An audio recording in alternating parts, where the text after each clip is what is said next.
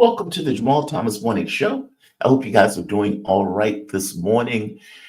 This has been a very long night. And this night is, what's the word I'm looking for? Not ending, but it will change in form and shape. And what I mean by that is, for the next several months, I will be in a new space. I would be stationary, and I would hopefully that space is conducive to doing the show, because otherwise I'm going to be screwed in some way. But I'm still going to be kicking along. I have a damn good show for you today. That has nothing to do with today. In regards to the show, it's just today's leaving day. Scott Ritter will be on shortly. In addition to Scott Ritter, Dan Kabalik, he will be on at 8:15. Ted Rall will be on a little bit later after that. Big news, very big news. So apparently, there's a backlash brewing in the Republican Party on issues of Elon Musk, weirdly enough. And what do you think they're concerned about? Oh my God, he's going after Social Security. And he is talking too much about Social Security. And he's talking about Social Security in a way that is going to damage us in midterms and in any election that we have, because we are going to be seen as the party that destroyed Social Security. What they're talking about is a leaked memo that Doge wants to go after and decapitate the phone service on Social Security. And in decapitating the phone service on Social Security, you can imagine there's going to be millions of people who are not going to be able to get their phone service. Right here, the Trump administration has right here. An internal memo from Social Security Administration proposed changes to its phone service that could derail the benefit application process for many Americans.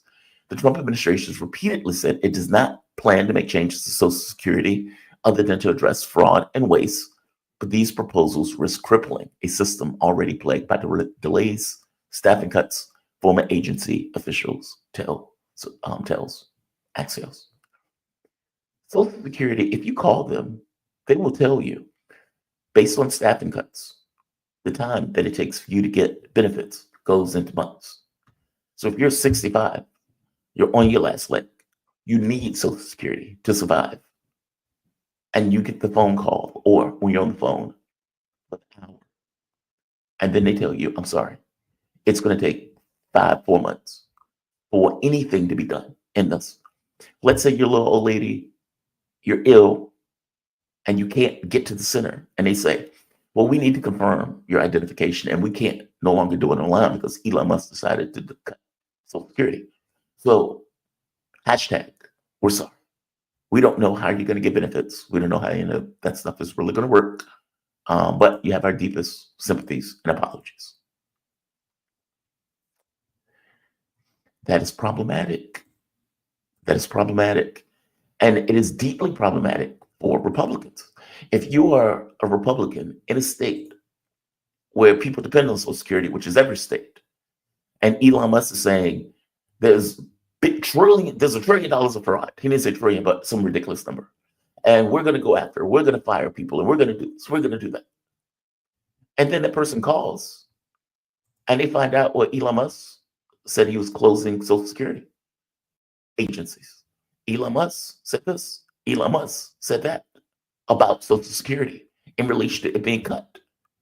Then what assessment are you as an American going to come to when your benefits are late, when your benefits are pushed several months into the future, benefits you need, by the way, and that you paid into, and that now, because of Musk and the Republican Party, you can no longer get, or you're going to get backlash.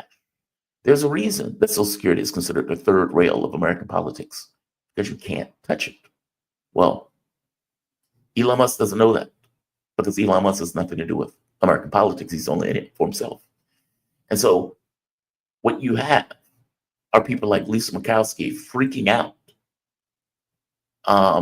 about what they consider to be a backlash that is going to be on the way as a direct result of what Musk is doing and saying with regards to Social Security. By the way, Trump is not even saying this stuff. It's Musk. He's the one running around talking about what he's going to do to Social Security, how he's going to go after Social Security, and all of this other stuff. And even if you couch it in the context of waste, fraud, and abuse, it doesn't matter. The American public sees it for what it is. And if their benefits are hurt, cut, damaged in any way, you will be blamed. They know it. And so there are anonymous Republicans sounding the alarm. Lisa Murkowski is sounding the alarm loudly. She's been vocal. She's like, I have problems with this. This is going to bite us in the ass. This is a big deal. We shouldn't be doing this. Trump said he was going to do it, and he's doing it. This is a problem. Just because you couch it as waste, fraud, and abuse doesn't mean that what you're going after is waste, fraud, and abuse. Nor does it mean that you won't be blamed when the American public feels some kind of way about the fact that you did it. Trump doesn't have to worry about it because Trump is not going to be running in the race again. Every other rando Republican will have to run in the race again. I hope they are pissed off. I hope people are pissed off because they should be. It should work. It's there to work. It's there for you. So the notion that it's not doing its job because somebody is destroying it is problematic, especially when the guy who did it was running out of Florida, has a compound in Florida with all those old people who need Social Security, and went door to door telling them, not going to cut Social Security, not on the table. Medicare, Medicaid, Social Security, not on the table. By the way, he is still saying it. Even now, Trump is still saying, I'm not going to cut Social Security, Medicaid, or Medicare. I'm just going to fire all the workers, shut down all the centers. In fact, Lisa Murkowski, I believe she's from Alaska, pointed out there's only one Social Security office in Alaska, just one, and that they were fighting like hell to keep it open. Fighting like hell to keep it open. I hope they are entirely blamed. I hope they're entirely blamed. We'll see if their concerns are validated by what people do in the election space. I'm not certain. Not certain. I want to play a fight that took place that I'm fascinated by it. I will talk to Ted Rall about it. But Jabal Mobin, after being fired from Congress, I don't hate Mobin. He's fired from Congress. It is what it is. He has now gone on the talk show circuit. And on that circuit, he gets into this back and forth. I am super curious about Ted's take on this.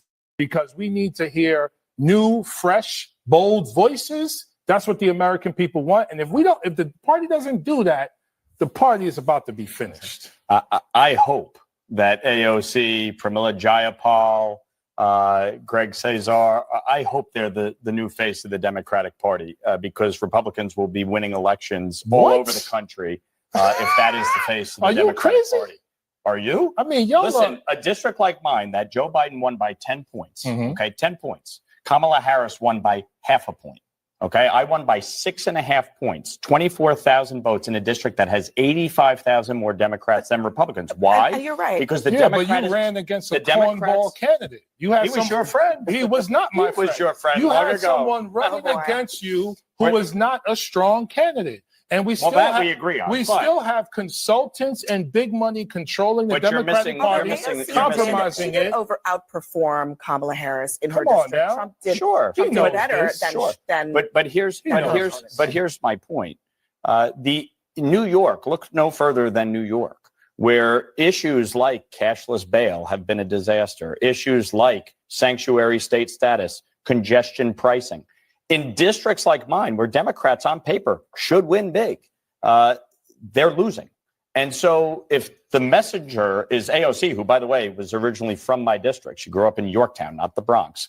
If AOC is the face of the Democratic Party in swing districts all across this country, she will mobilize voters way more than Nancy Pelosi ever did. Let me just add the that clip is fascinating to me because the question is the guy right? Like, I know there's a push in the Democratic Party. They're looking and trying to find their way. And so I appreciate Jamal Bowman effectively saying, look, and by the way, Bowman, there's a really good, I screwed up, I'm sorry. There's a really good interview with Jamal Bowman and Brianna Joy Gray. And they got into this back and forth over force the vote. And they got back and forth over the Democratic Party. Bowman, that's his take. That, look, the Democratic Party would be fine if there was, not the consultants, if there weren't things and controlling interests and money controlling the political strings of the party. Okay, dude, my coffee would be bad if it was cold. My desk wouldn't work if it had 3 legs. I mean, that's if St. Anne's were pots and pans, the world would be a kitchen. It is what it is. You are functioning in a political space. You're functioning in. Your political party is your political party, and they are where they are. This notion you ran against a cornball candidate that had taken a lot of money and was, okay, that's your political party. That cornball candidate is the living embodiment of the Democratic Party. You're stuck with it. So when he's criticizing, fair enough. His point is, the Republicans' point is, we love AOC as a face of the Democratic Party. We will run against that like nobody's business. Be careful what you wish for. Be careful what you wish for. Because for all of the crappy policies that AOC has, that people wouldn't like, these kind of, woke stuff. When she says, hey, I think people should make a decent wage. Okay, they agree with that. I think people should have health care. I think Social Security should be strengthened. I think we should expand Medicaid benefits. I think we should. Meaning, for every crappy policy, there's also a good one that the other Democrats don't run with and can't win with because they don't run with. Meaning, you get a mix of, look, she may be problematic and flawed, and she may be a good person to run against, let's say, in other states. But AOC is not going to be running every state. What you're going to get is somebody who believes in certain policies that are less beholden to the way that Democrats operate and that are more aggressive on $15 an hour minimum wage, Medicare for all, expansion folks, meaning on these kind of basic worker labor policies. If you get that, be careful what you wish for. If you get a AOC, okay, fair enough, you may or may not be right. But if you get a worker-oriented campaign, be careful what you wish for. Trump ran a populist campaign, and he ran it from the right. I have a hard time believing that right-wing populist beats the actual left-wing populist. That's my issue with this. I think he's right and I think he's wrong. If you're running against a woke candidate, you will win. If you're running against a candidate that is focused on worker and industrial rights, you will lose. As a Republican, you will lose. Be careful what you wish for. I am super curious if Ted Rall has a similar assessment on this one. He's going to be coming on at 9:15, I believe. Scott, he hasn't blown me off. We'll see. And we will continue the show. One of the other interesting things that happened yesterday, there are massive protests in Istanbul, or Turkey, I should say. They have not abated. They are continuing. And all of this has to do with Erdogan arresting the Turkish opposition leader, mayor of Istanbul, and everybody freaked out. You have political parties that are now calling for uprising, saying, we need to tear this place down. We need to overthrow the government. You have all of this stuff taking place. Massive, massive protests that are all over Turkey. What's interesting is the response from some of the people on social media that follows international politics, especially people who follow let's say, Russian politics. That response has been fascinating. You must understand, Erdogan has been in political trouble at other moments over the course of the years. In some cases, Russia has gotten involved to help. In some cases, Syria has gotten involved to help. Well, Erdogan has stabbed Putin in the back on the issue of Syria. And Syria is no longer in existence in the way that Syria operated. Syria is something different. And so a lot of them are like, F him, let him collapse, screw him. If he's in political hot water, let him stay in political hot water. Okay, I understand that assessment. I agree with that assessment. Fair enough. However, the guy who they want to replace Erdogan is effectively a NATO puppet, NATO stooge. And the game that Erdogan plays, that he believes is in the interest of Turkey, where he gives a little bit to the West, gives a little bit to the East. And he does this game where he levels himself somehow by balancing the interests of Russia and their concerns and needs and the things that they want, things that are red lines, and things that are gray areas that he believes he can get away with the Americans, because he knows the importance of Turkey in regards to international relations of that area of the globe. He's been successful with this for a very long time. He has drawn the ire of many who pay attention to this stuff and want things to go in a particular way because of that balancing act that Erdogan plays.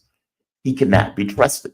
He can only be trusted insofar as you have enough leverage over him to ensure his trust. And even then, you better keep an eye on him. That's who Erdogan is. So, stabbing you in the back in Syria, par for the course. Russia probably sees it as par for the course. And if there's a choice that they have any power over between the NATO stooge versus Erdogan, they will take Erdogan. I don't get the sense that Russia responds in these kind of emotional ways. I think they look at it grudgingly as we're stuck with this guy. If he leaves, things get worse because that mayor will do things that Erdogan would never do. The Black Sea, for example, would be one of those things that Erdogan wouldn't do that they would. Getting Turkey more involved in NATO action against Russia. Okay, that's something that the other guy may do. Erdogan probably wouldn't. There's a difference. And so that difference matters. It is significant in the context of what Russia wants in that region versus what they don't want. So if they had any leverage, any power in that process, they would choose Erdogan. Erdogan would still get the phone call, hey, they're planning a coup. Erdogan will still get the intelligence assessments or whatever. He will still get their help if they could give it. I could be totally wrong. Maybe I'm speaking on my ass. Maybe they're like, okay, we need to get rid of this guy. Too much water is falling under the bridge. I don't get that sense from analysts who are on Twitter. I get that sense. Not a state. That doesn't seem to be the way they operate. We will see. It's been massive. Like the crowds have been ungodly. And they've been all over Turkey. Now, Erdogan, there are more, how can I say this? I don't want to say this poorly. There are areas of Turkey, Istanbul being one of them, that feels more European. Like if you're there, yes, everybody's Muslim, all that stuff. There are mosques, calls for prayer, all that stuff. But it feels more European, as opposed to some of the other areas of Turkey. Those areas will back the mayor. The rest of Turkey, which is a massive country, may not. And that will be his issue. That will be his issue. Everywhere else will accept him. The other parts may not accept him in that way. So we'll see.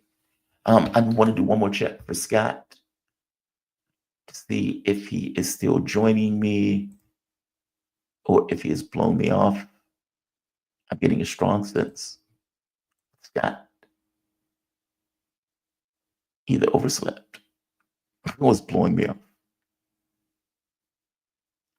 We'll see. We'll see if he shows up. Hopefully he does. Trump is destroying education. That is the other big news. That is the other big news. Trump is trying to destroy the Department of Education. This is him speaking on Fox News about it yesterday. This was yesterday. Now, to be fair, the president by himself does not have the power to destroy the Department of Education, but he can effectively break it. And Congress has effectively said, we're going to sign whatever Trump says into law. What he's saying here is an executive order. I'm going to play it, and I'll come back to it after.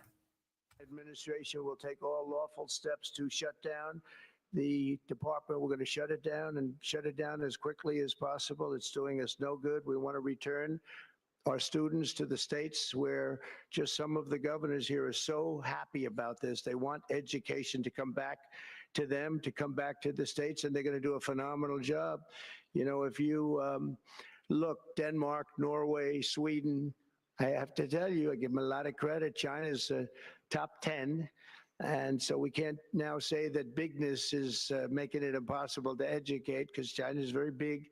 But you have countries that do a very good job in education. And I really believe, like some of the governors here today from states that run very, very well, including a big state like Texas, but states that run very well are going to have education that will be as good as Norway, Denmark, Sweden, and those top, Finland, those top. Administration will take all lawful steps to shut down the department. We're going to shut it down and shut it down as quickly as possible. It's doing us no good. We want to return our students to the states where just some of the governors here are so happy about this. They want education to come back to them, to come back to the states, and they're going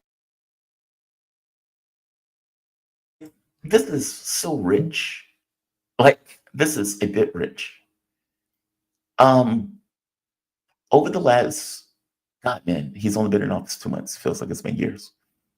Over the last, month, 2 months, 3 months, MAGA itself got into a fight with itself. I'm bringing this up as a reminder because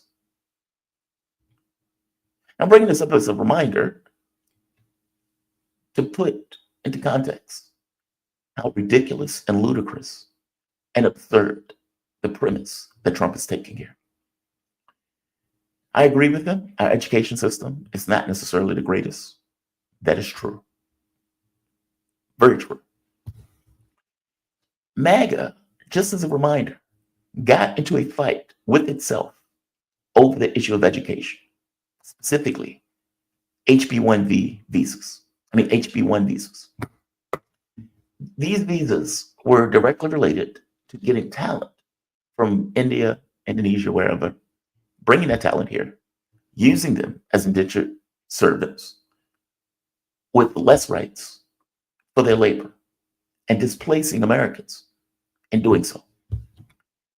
The argument that Vivek Ramaswamy and Elon Musk made, where Americans were idiots, and we need more talent from abroad because they're smarter and more dedicated than Americans.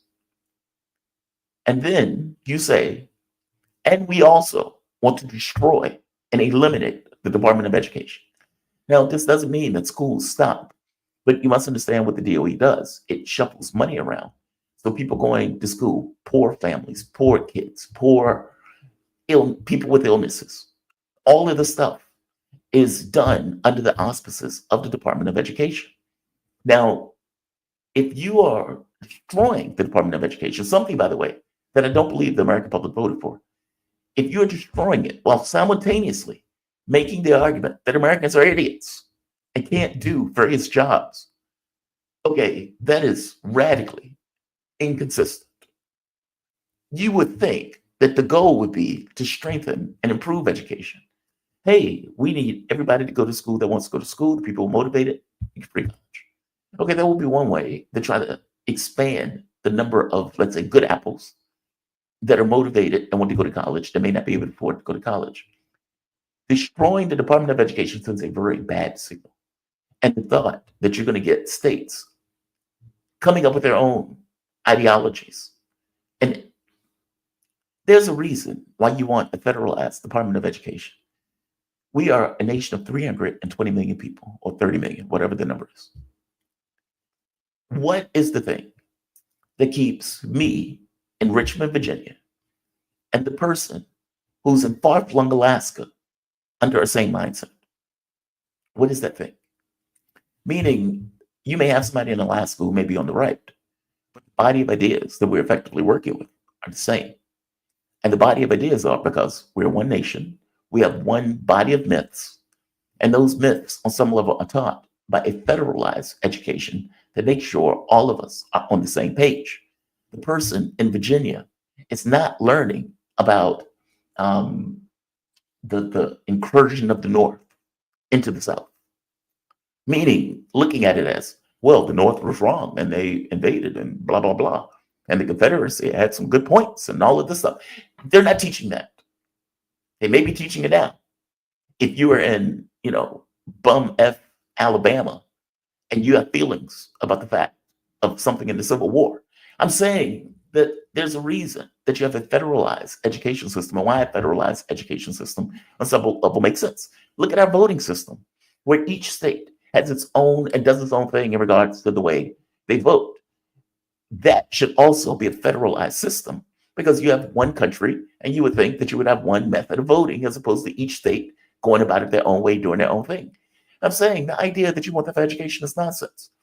Also, the DOE, reform it, change it, tweak it, fix it, something. Destroying it is a bad image. That is a bad look.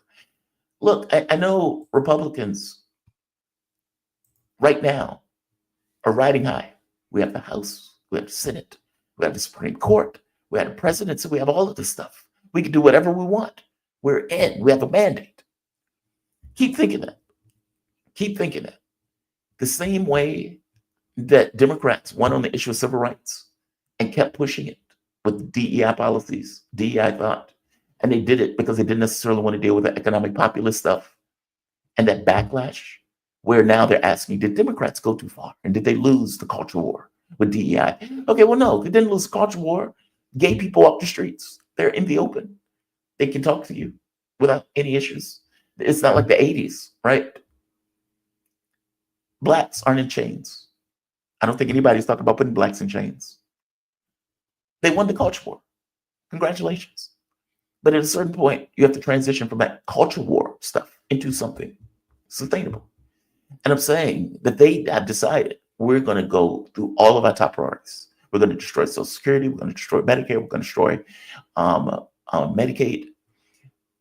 We may not do it on the overt way, but we are going to do it. And we're going to destroy these instruments of government that were in place and put into place. I don't believe the public is going to be okay with this.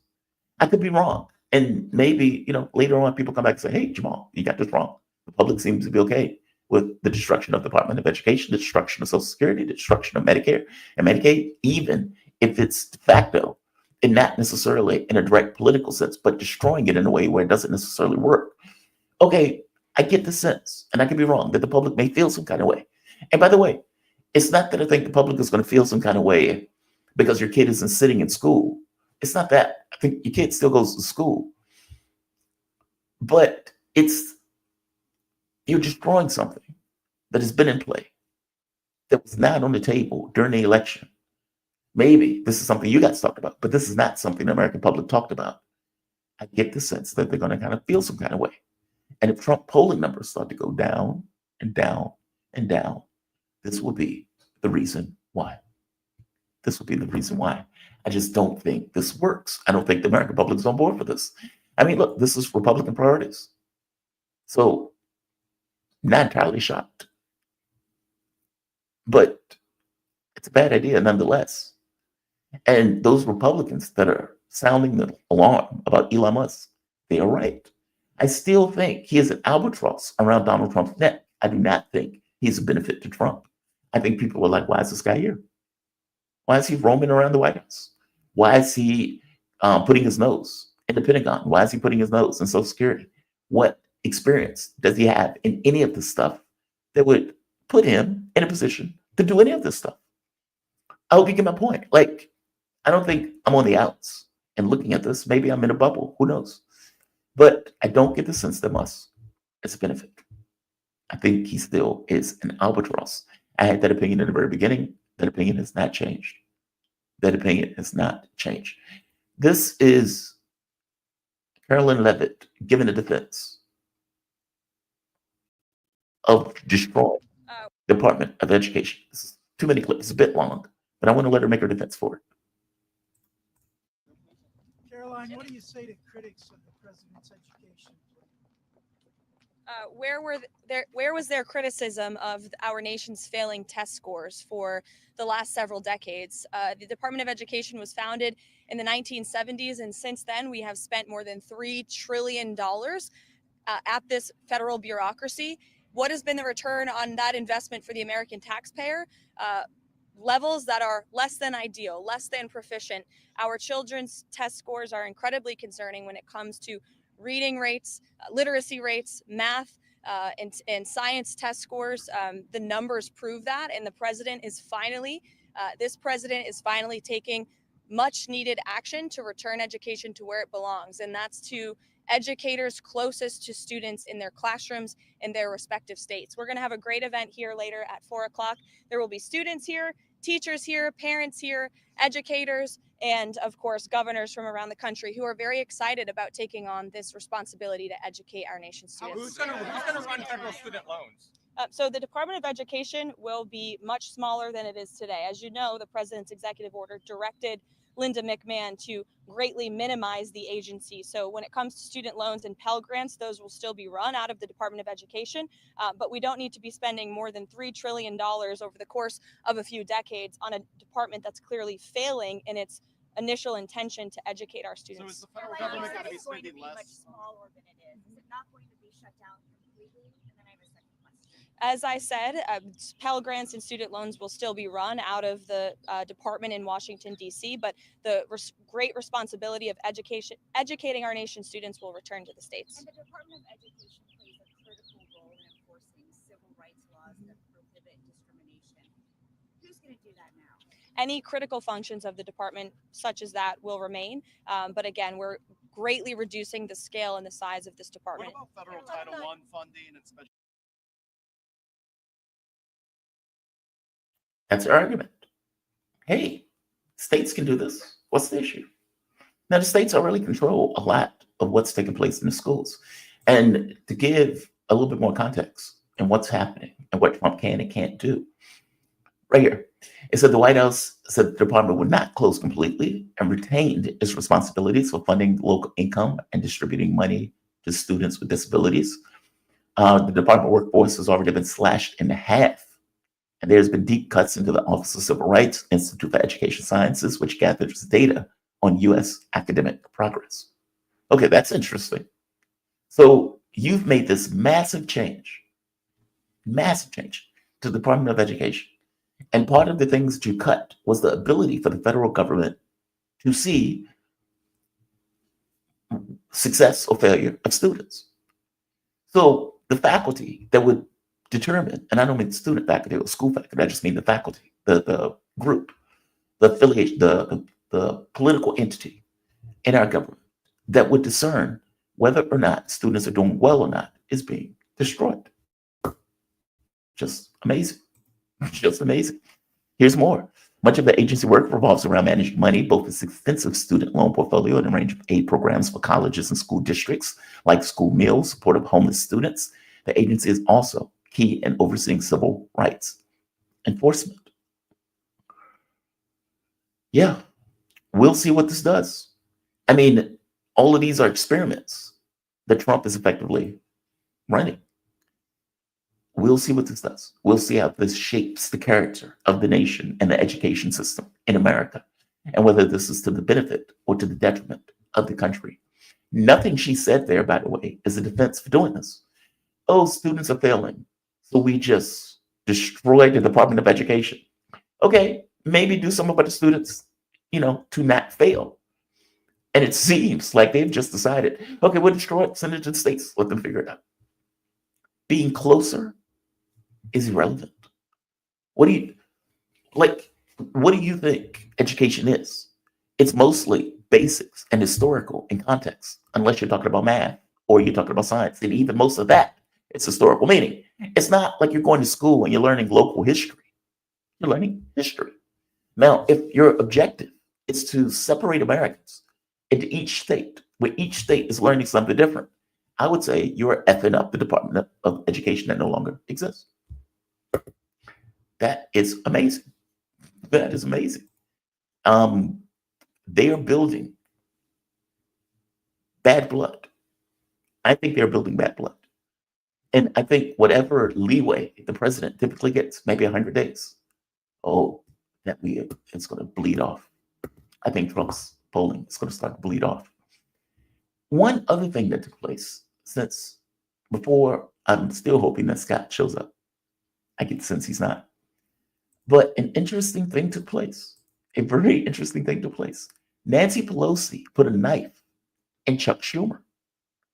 Nancy Pelosi, former dominant mama bear, put a knife in Chuck Schumer. Your question would be, well, why did she put a knife in Chuck Schumer? I'm going to let Nancy tell you why she put a knife in Chuck Schumer. This is hilarious. Democrats are in shambles. They're in complete shambles. It's about what comes next. I myself don't give away anything for nothing. And I think that's what happened the other day. We could have, in my view, perhaps gotten them to agree to a third way, which was a bipartisan CR for 4 weeks, in which we could have had bipartisan legislation to go forward. It's about what comes next. I myself don't give away. Mama Bear says she gives away nothing for free. And what Chuck did was effectively give away the House for free. Give away the House for free. He's talking about the continuing resolution that Chuck Schumer kept saying he was willing to shut the government down over, and they capitulated all at once. And she pointed out giving up nothing or getting nothing in return. The question for Pelosi, if she was in Chuck's position, what would she have gotten in return? That's the thing I am super interested in. Chuck Schumer had no cards. And what Chuck Schumer was looking at, and look, this is not me defending Chuck Schumer. I did a video putting a knife in Chuck Schumer over this because it was absurd. They were talking amongst themselves, realizing we can't do this. We can't do this. We can't do this. And he didn't. What he was saying to everyone else was, we're going to shut the government down. We're going to shut the government down. We're going to shut the government down. I would more so take issue with the fact that he was running around telling people he was going to shut it down and dragging them out to the farthest plank, or the farthest part of the plank, only to walk the indignity of walking back down the plank. I would say that was the main issue with all of this. I don't know what Chuck Schumer would have gotten. Chuck Schumer has been going on an apology tour, and what he pointed out was, let's say we shut it down. We're going to get blamed, and we have no way of opening it up. So not only do you shut it down, but you aren't going to get anything while it's shut down, because from a Republican's point of view, American public is going to blame Democrats. Let them figure it out. So Chuck is like, this is a worst case outcome. All of this, honestly, just gets across the shambolic position the Democrats are in, that they have starting to eat each other. I've never heard Nancy Pelosi criticize Chuck Schumer, ever. Not saying she didn't in private circles and in whispers, but I've never seen her come out and put a knife in Chuck Schumer as clearly and as defined as she just did in that clip. They are in utter shambles. They don't know what to do. They are looking around trying to figure out, where's the energy, where's the movement, what do we do? And they are bewildered by it all. I've had conversations with liberals. And I remember in one conversation, she told me, if it's between Bernie Sanders and losing, I would lose.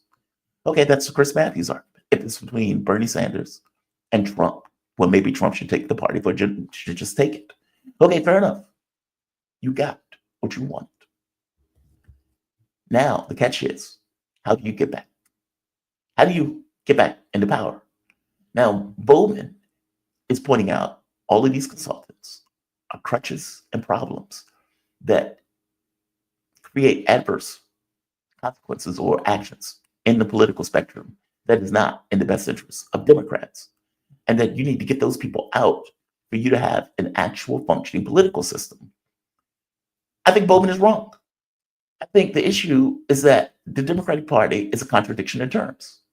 In one sense, they want to say, we represent workers, we represent the poor, we represent the middle class. This is what we are. This is what we represent. And yet you're taking money from people that don't want those things and don't represent those things.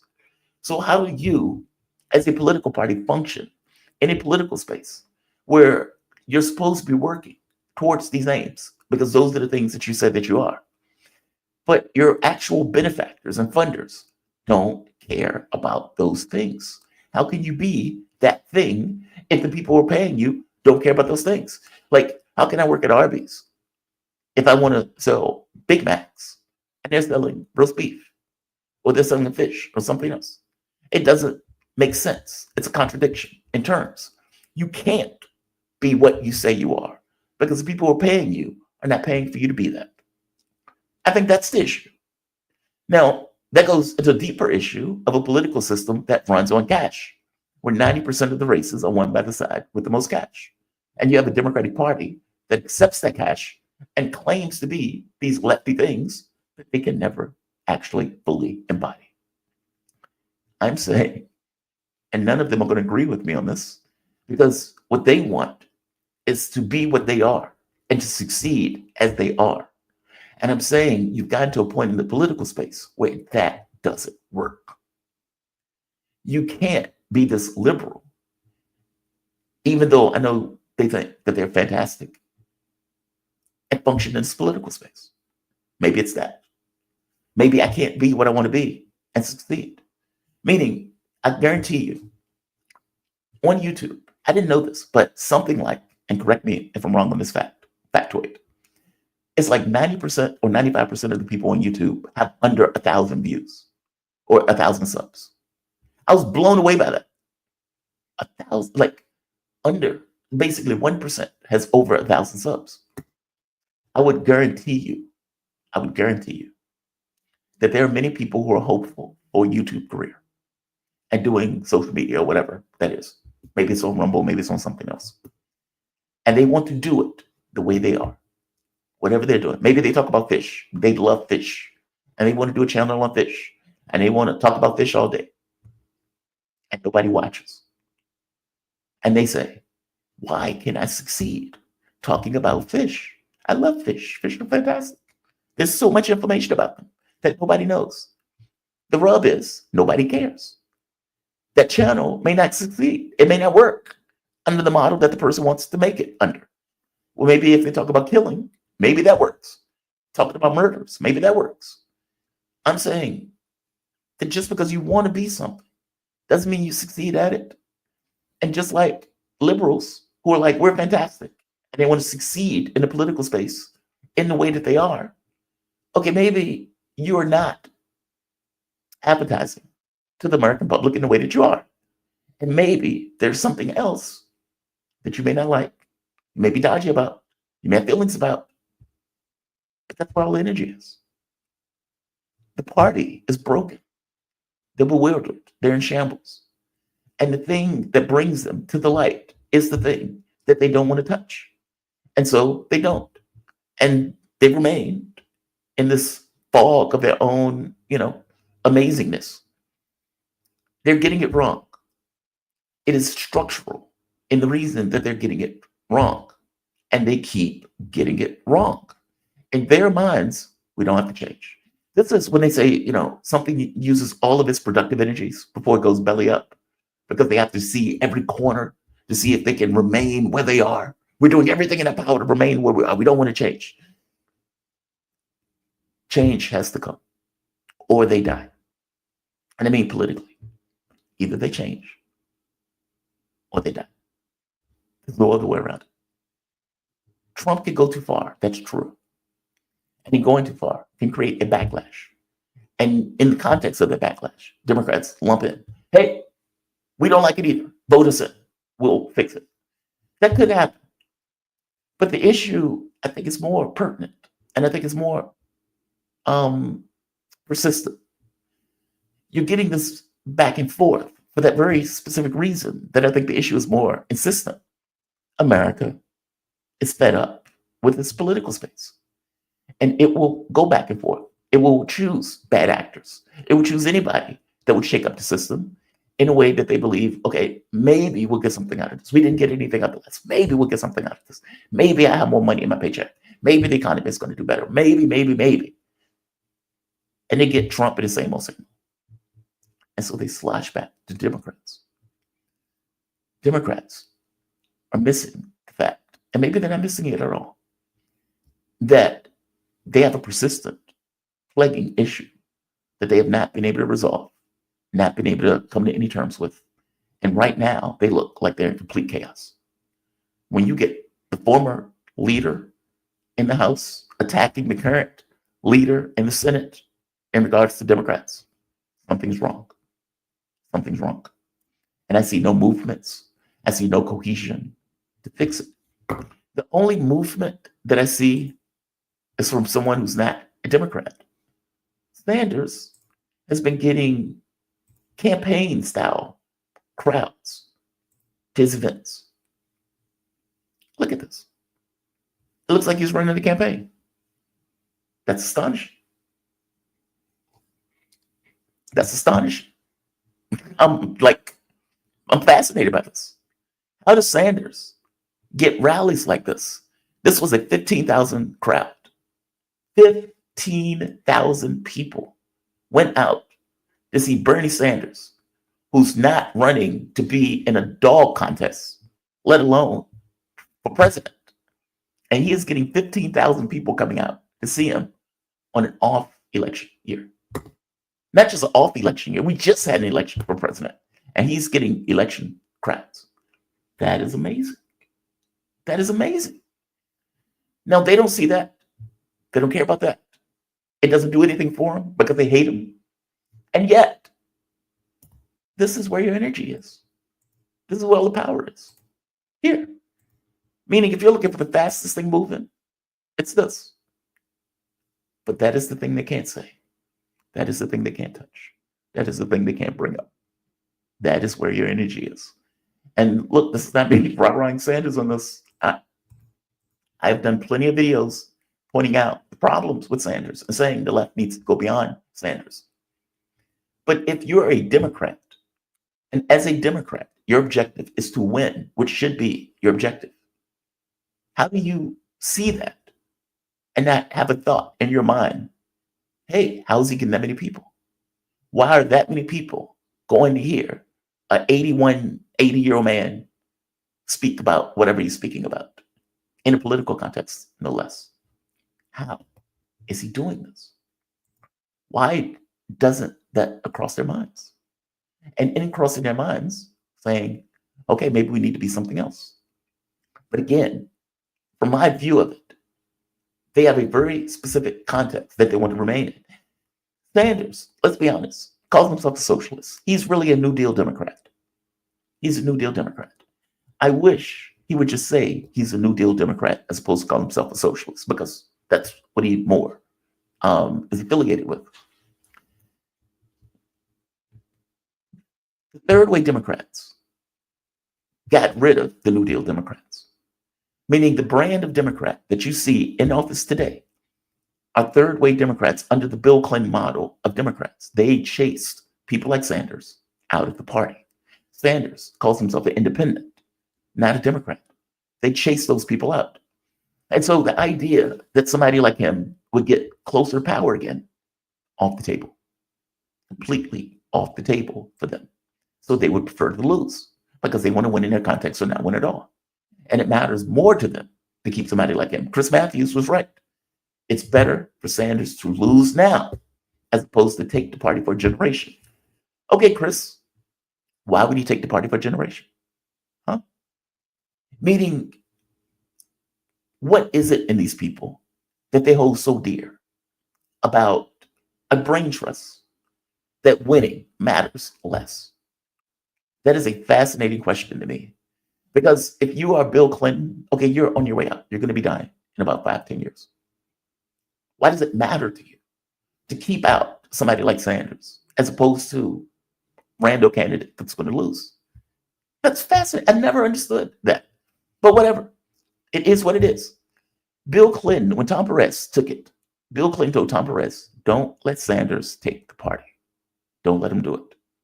Meaning this mattered that much to them to keep Sanders out of the political space. And yet, he is bringing in crowds of 15,000 people. That should pique interest.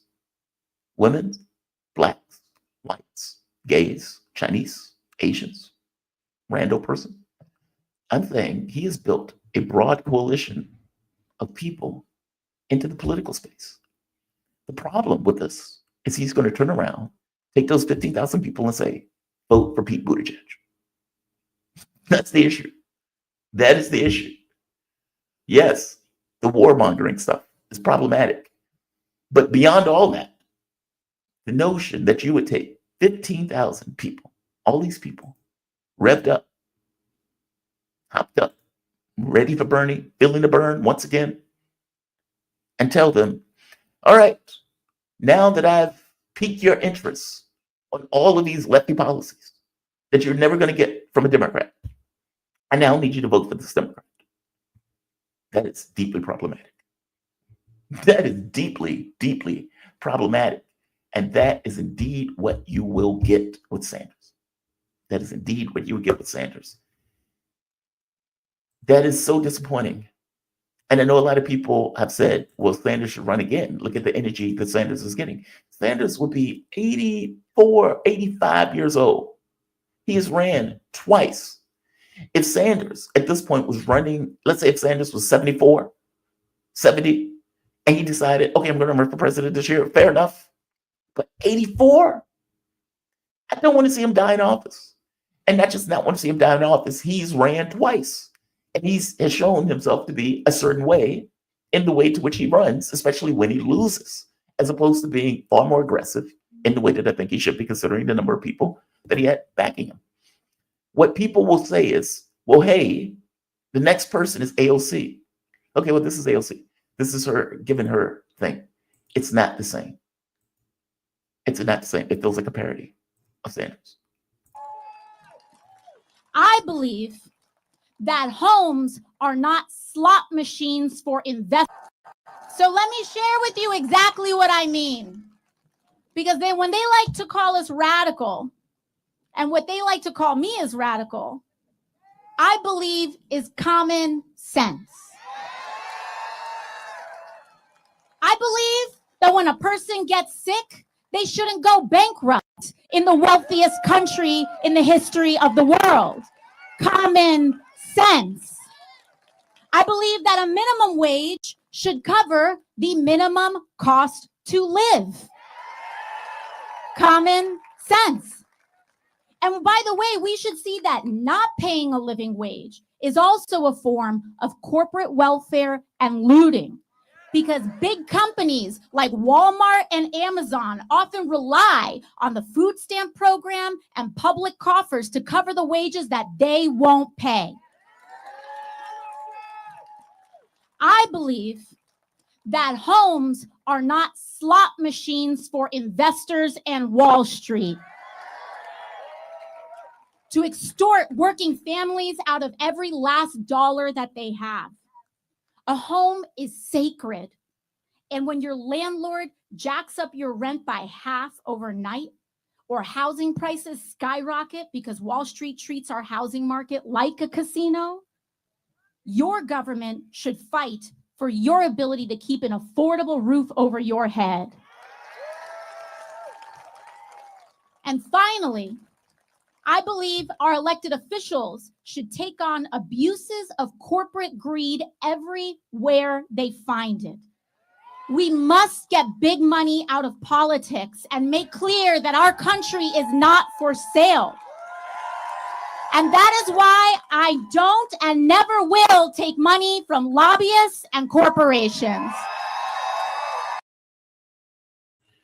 Two things from that. Three things, actually. One, Democrats are probably going to see, let's say the left is going to be looking for something as a rebuilding. There have been a lot of people who say it should be AOC, that should be the face of the Democratic Party, or at the very least, the face of the left on the Democratic Party side. Two, what she's saying is correct in the sense of, this notion of not paying wages and all this other stuff. If you're working your job and you're getting federal services, you can make an argument that that's on some level theft, because the government shouldn't have to pay for the fact that the company doesn't want to pay the person a decent wage. So fair enough, agreed on that front. I don't think she works in the same way. I just don't. I could be wrong. I don't think it works in the same way, because AOC will also go into the trans kids stuff, which will be radioactive, just utterly radioactive. When the right wing says stuff like, oh, we want to run against AOC, they're not talking about this. Meaning they're not talking about speech like this. They're talking about other stuff that she would defend and back that is further on the woke side than they would go, and that they use to make hay out of in order to attack her, ignoring these type of policies that would be popular. Because she's right. They categorize this stuff as being fringe. But they categorize it as being fringe because they want the American people to see it as fringe. So they categorize it as fringe. It's kind of like in Boris Johnson. When Boris Johnson was running against Jeremy Corbyn, or even, the people on his own side, they were trying to make Jeremy Corbyn out to be, oh, this guy is weird. This guy's strange. Why is this guy here? This guy's an anomaly. And then he won. And you can no longer say it because he won. In fact, he had a massive showing of support when he effectively won power in the UK. He didn't win power. He was leader of the opposition. But I'm pointing out that they use a similar tactic of he's fringe, he's strange, he's, on the outs. He's on the outskirts of the political space because they want the American public to see it that way. So they call it that. This is her trying to, refurbish, rehabilitate that image. This is a non-election year. Now, they can make the case of saying, okay, well, we're building up. We're trying to solidify ourselves in that sense. Okay, maybe. The 50,000 that Sanders got is astonishing. Okay, that's getting away from the point. One, they want her to be the face of the Democratic Party. Two, on that case, she's absolutely right. Three, I don't think it works. I don't think it works. Now, but I don't know what else they have. It's that. In any rebuilding phase, you're looking for things that you can use to rebuild. And the left is every bit as much in a rebuilding phase as Democrats, because many aspects of the left are connected, attached to what the Democratic Party say they are, and deal with it in those terms, even if they're not a Democrat, and even if they're not associated with the party, just because it's considered the left wing in the United States. I don't know what they are going to do. I don't know how they pull this ship back together into something that works. I am hoping, though, and let me say it this way, and I understand I'm saying this in the middle of Trump destroying the Department of Education, destroying Social Security, Medicare, Medicaid. I understand. If Democrats got support and won, nothing changes. And truth be told, you need to be standing in the rubble to figure out, okay, we need to build something that works. This didn't work. I am hoping that something new is generated and formed. I am hoping that something different comes out of this. Right now, I see none of that, but my hope springs eternal. My hope springs eternal. But like I said, I've never seen Nancy Pelosi put a knife in Chuck Schumer.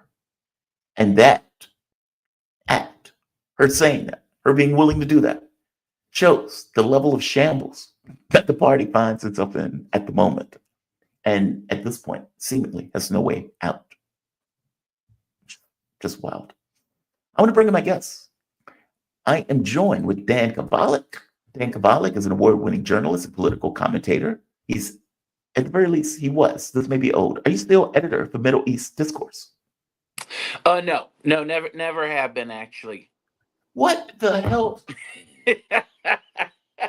Then we butchered your bio. That's okay. No, that's fine. No worries. Why did you tell us that we were butchering your bio? I'm saying I that. don't remember you mentioning that before, but that's okay.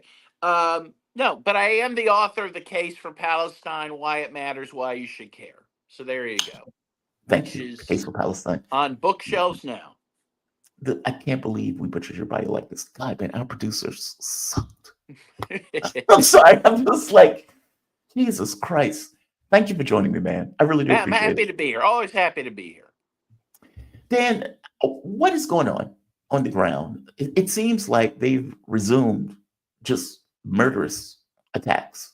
From my understanding, 60 to 70% of the 400, 500 people killed were children, which, again, this notion that, oh, Hamas has been reconstituted. I wonder why. You've killed you've been killing kids. What do you think is going to take place? Give us just the start to it, your assessment of what's happening on the ground currently. Well, I mean, you're absolutely right that, what I've seen is since the bombing began again in earnest, that over 700 people have been killed. As you say, the vast majority women and children. I saw something like 200 children at least.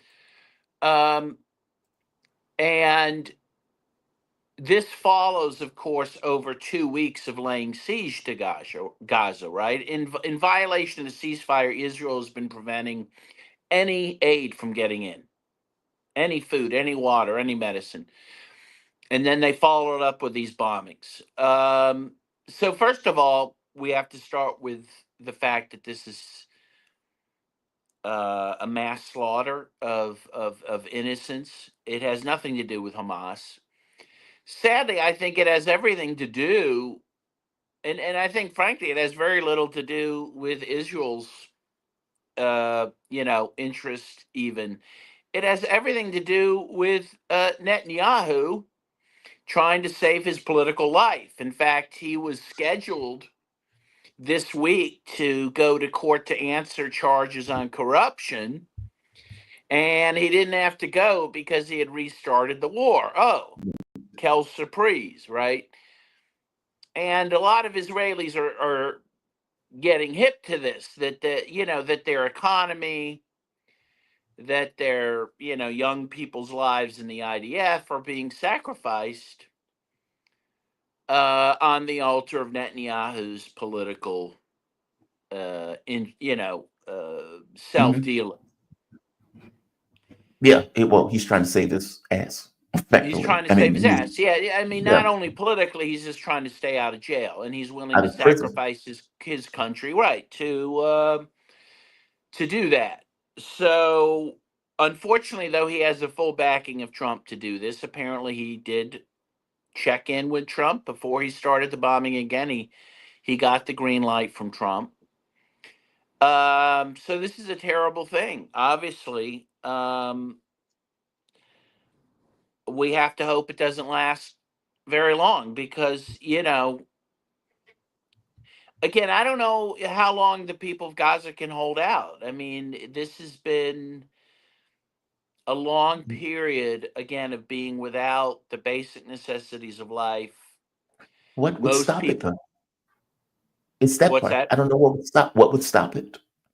Like, what would be? Yeah, well, that's a great question. I mean, I think the one thing that could stop it is internal dissent in Israel, that they don't have the stomach for this. Now, I mean, I was just listening to Electronic Intifada this morning. I don't know if you follow that, but they're very good, and they were just noting that whether the Israelis care about the Palestinians or not, what they do care about is the fact that their economy is collapsing. People don't want to fight anymore. The Israeli papers are talking about this, that the young men coming back from the front are broken. Many have committed suicide. Many are committing domestic abuse. And this should not be surprising, right? This is like Vietnam, when you go and you kill babies and you kill women and you abuse people, when you return, you're going to be an abuser. And that's what's happening on a large scale in Israel. So society's fragmenting. Both Hamas and the Yemenis got some shots off towards Tel Aviv. Ben Gurion Airport, which is the only airport in Israel, was disrupted because of the bombing. People are getting tired of this. Again, let's start from the premise that the whole idea of Israel was to have a safe haven for Jews, right? This is not a safe haven. This is not a happy place to live anymore. Yeah. And Israelis, many of them having, more than one passport, have choices. And they're going to choose to leave. And many have chosen to leave. And more are going to leave. And so that is what could end this. That on top of it, and this is where I think the protests come in and why they're important. Because in addition to all those things I just mentioned, the Israelis also realize they're hated in the world. Mm-hmm. That they don't have the love of the world. They don't have the respect of the world. Their athletic teams are being, boycotted. Entertainers aren't going to play for them in Israel. Again, what good is it to be an Israeli anymore? Is this really beneficial for me? They have to ask, right? When I could move to Europe or I could move to the United States with no problem. So all this combined is a huge pressure on Israel to end this. Now, of course, the negative there is that I think people like Netanyahu and others in the government do understand this, and they also think that, therefore, if they're going to do this ethnic cleansing, they got to get it over with now, right? That they have to fulfill that, and then they'll bring peace somehow to Israel, and they'll be able to save the Zionist project. But I don't think that's possible at this point. I don't think it can be saved. I want to go to So, yeah. No, please continue. No, that's it. Those are my thoughts. Well, I want to go to Netanyahu for a moment because you brought up the trial. And Netanyahu is, if he gets out of government, he may go to jail. He may be put in a cage. One of the interesting things has to do with Shin Bet domestic intelligence chief being fired and the Netanyahu government firing that Shin Bet chief that was investigating Netanyahu. Just for an American audience, it would be as if, let's say, somebody was investigating, let's say Trump or a government official, and the government turns around and fires the government official that's investigating them in order to prevent the case from going forward. That is amazing.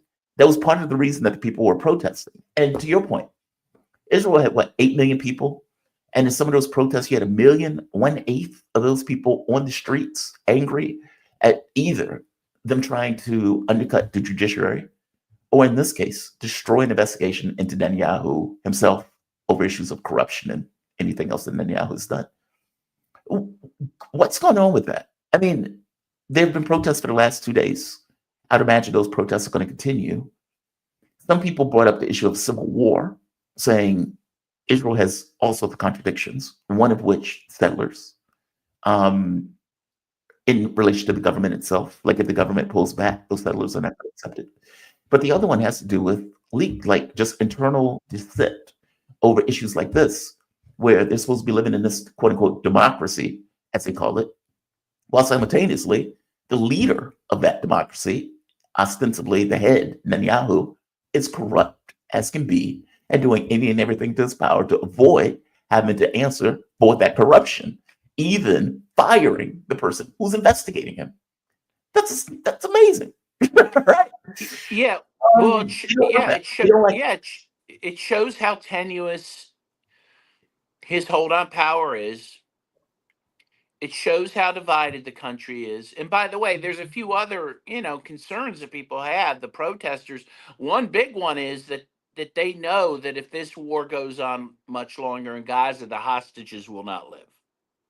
Right? You can't lay siege to Gaza for 2 weeks, then start bombing the heck out of it, and expect that the hostages that are there are going to survive.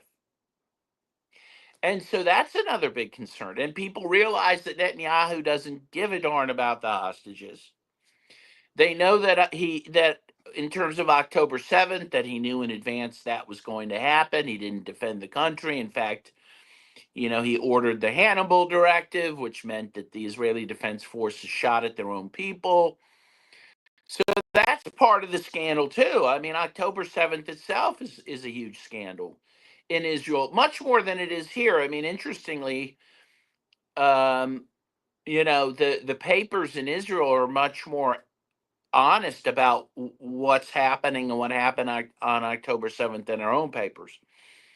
So all this combined means that people hate Netanyahu and they feel that he's a traitor. In fact, there was a high-level military officer who said he won't go fight in Gaza. He said, "I'm not going to fight for traitors." Wow. And they do view, Netanyahu as a traitor, and they should. Again, he is sacrificing Israel for his own purposes, and he is sacrificing the hostages for his own purposes.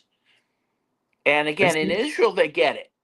In the U.S., we continue to be pumped with a lot of propaganda about this. But again, in Israel, I'd say that they have a much better, kind of flow of information on this stuff.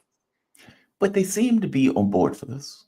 I mean, like, when I was in Israel, there is no left wing in Israel. All those people are fascists. And it's like you have a fascist country that hates Palestinians. I mean, hates them. And so it's like, it seems like the government and the population is on board for this. I mean, they may want the hostages back. That's true.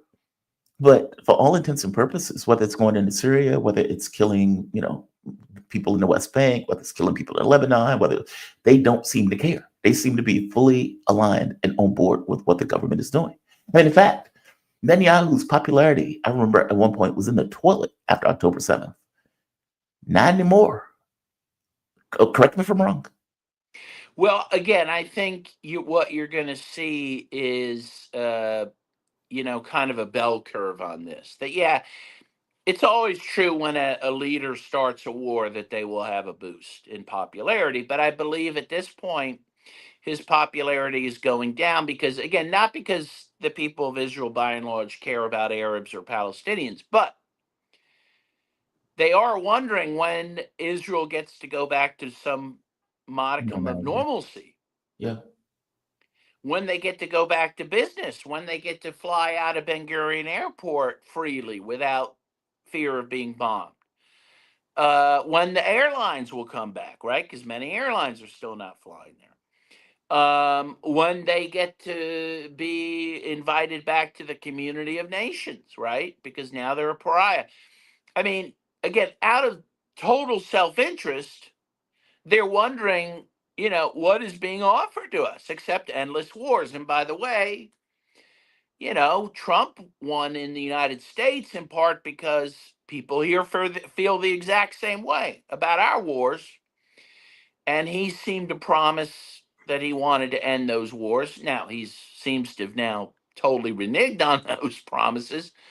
But the point is, his base seemed to want that, even though the MAGA base probably doesn't care a lot about Iraqis or, whatever, but they do care about what these wars are doing at home. And I think in Israel, that's true as well, that they think that this is not the life they want. Again, Israel was supposed to be the safe haven for Jews. It's not safe anymore. And as long as they're at war like this, it won't be safe and it won't be prosperous. And now they're paying higher taxes and social taxes because the government is running out of money. and Mhm. thousands of businesses have closed. Again, out of self-interest, these wars are becoming unpopular. I think had Netanyahu been able to have a quick win over Hamas and Hezbollah, then yeah, the Israelis would have been fine with it, but it isn't quick, We're now It's heading, 2 what is it? years, We're in now what? nearly 2 years. 18, yeah, a year and a half, I guess Yeah, now. it's a little bit more. Yeah. Yeah. And that's a long time given the toll this is taking on their society and economy. And it's just going to get worse. Again, now Yemen's firing rockets at them. And, they may awaken the Hezbollah bear at some point, and then they have a real problem. So, But they beat that bear. That well, bear was yes, beaten to submission. to some extent, yes. But on the And other I'll go hand, further. Just real quick, just to interrupt. Also, there was no way for him to have a quick win. I mean, Netanyahu, the way he staked out what a win was, Hamas doesn't exist.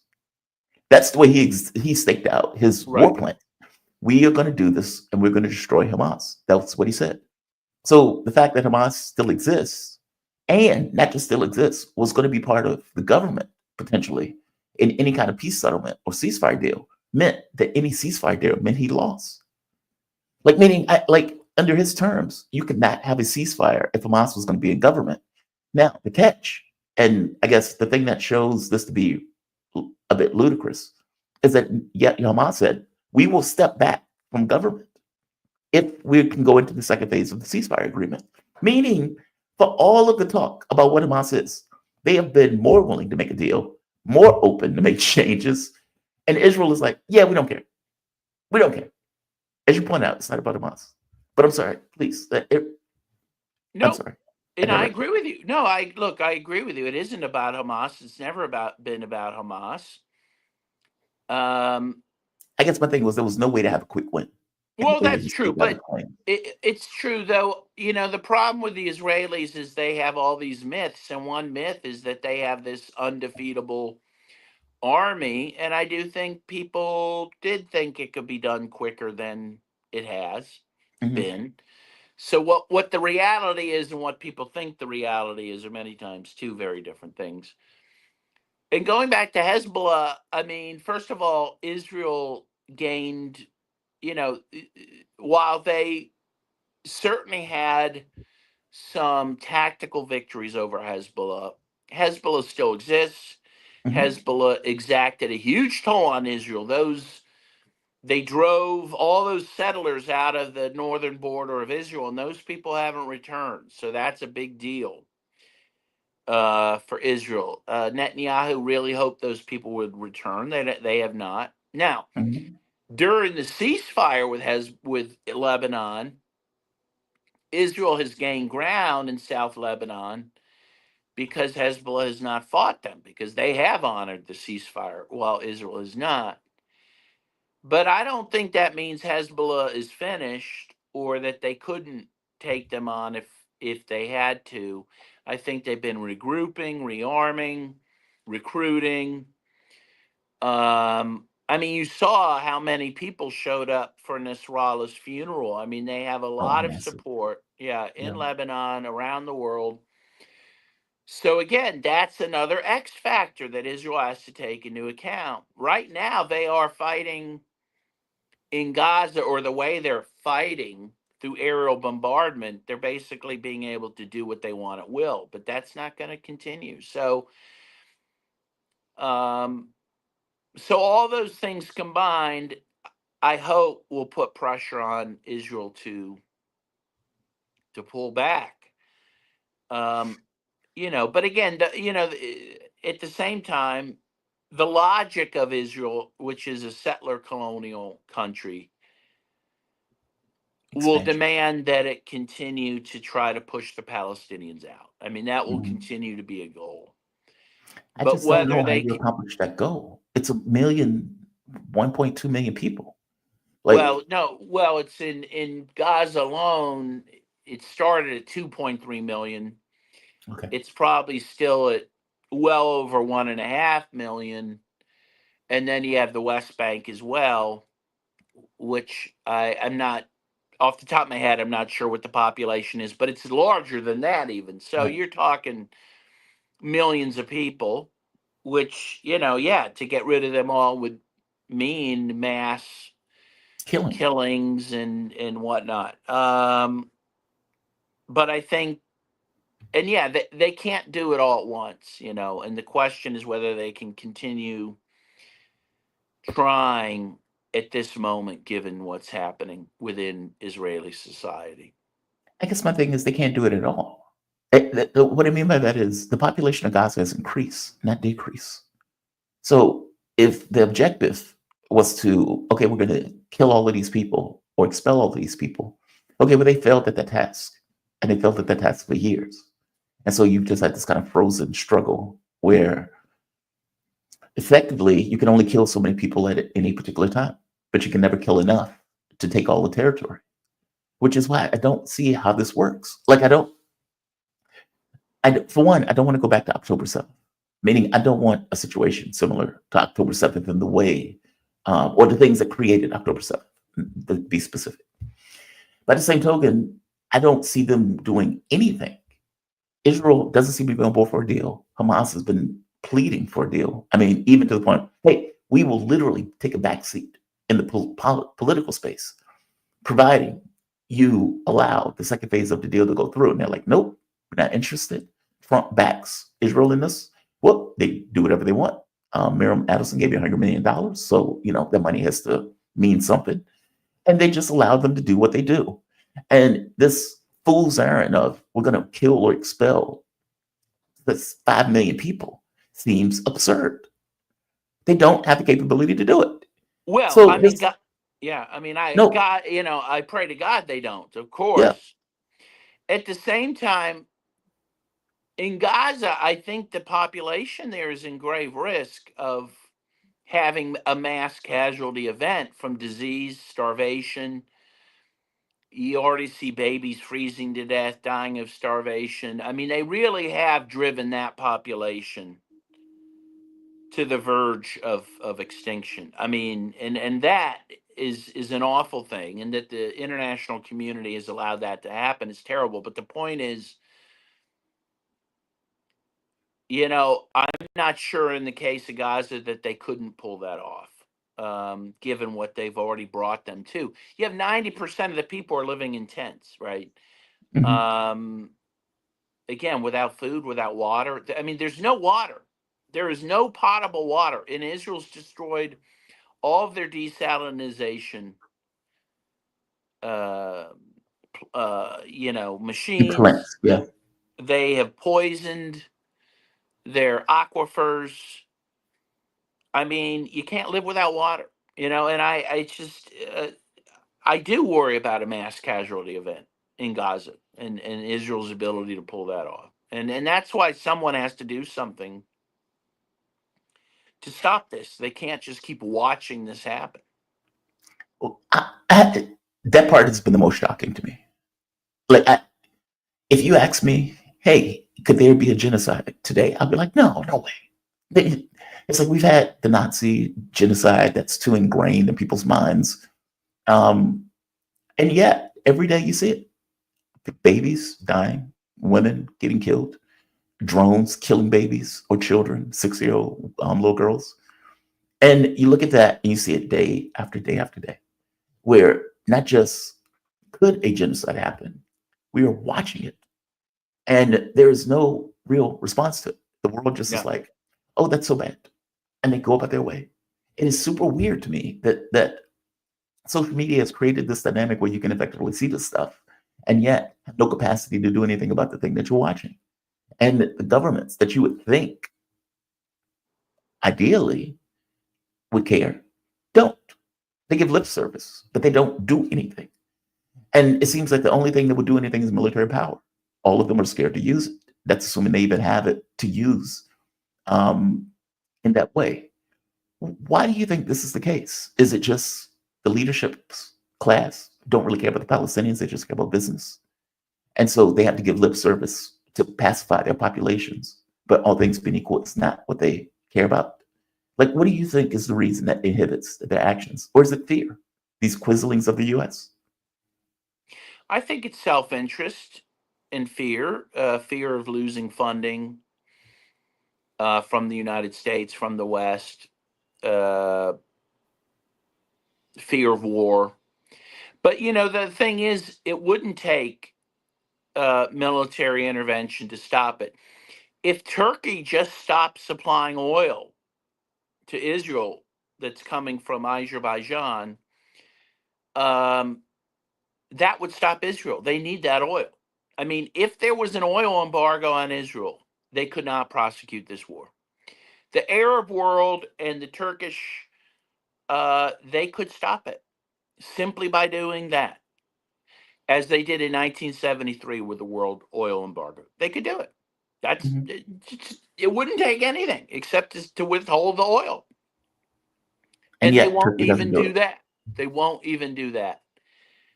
And that is where the real betrayal is, that they won't even do the Oil embargo. What changed from the 70s in this case?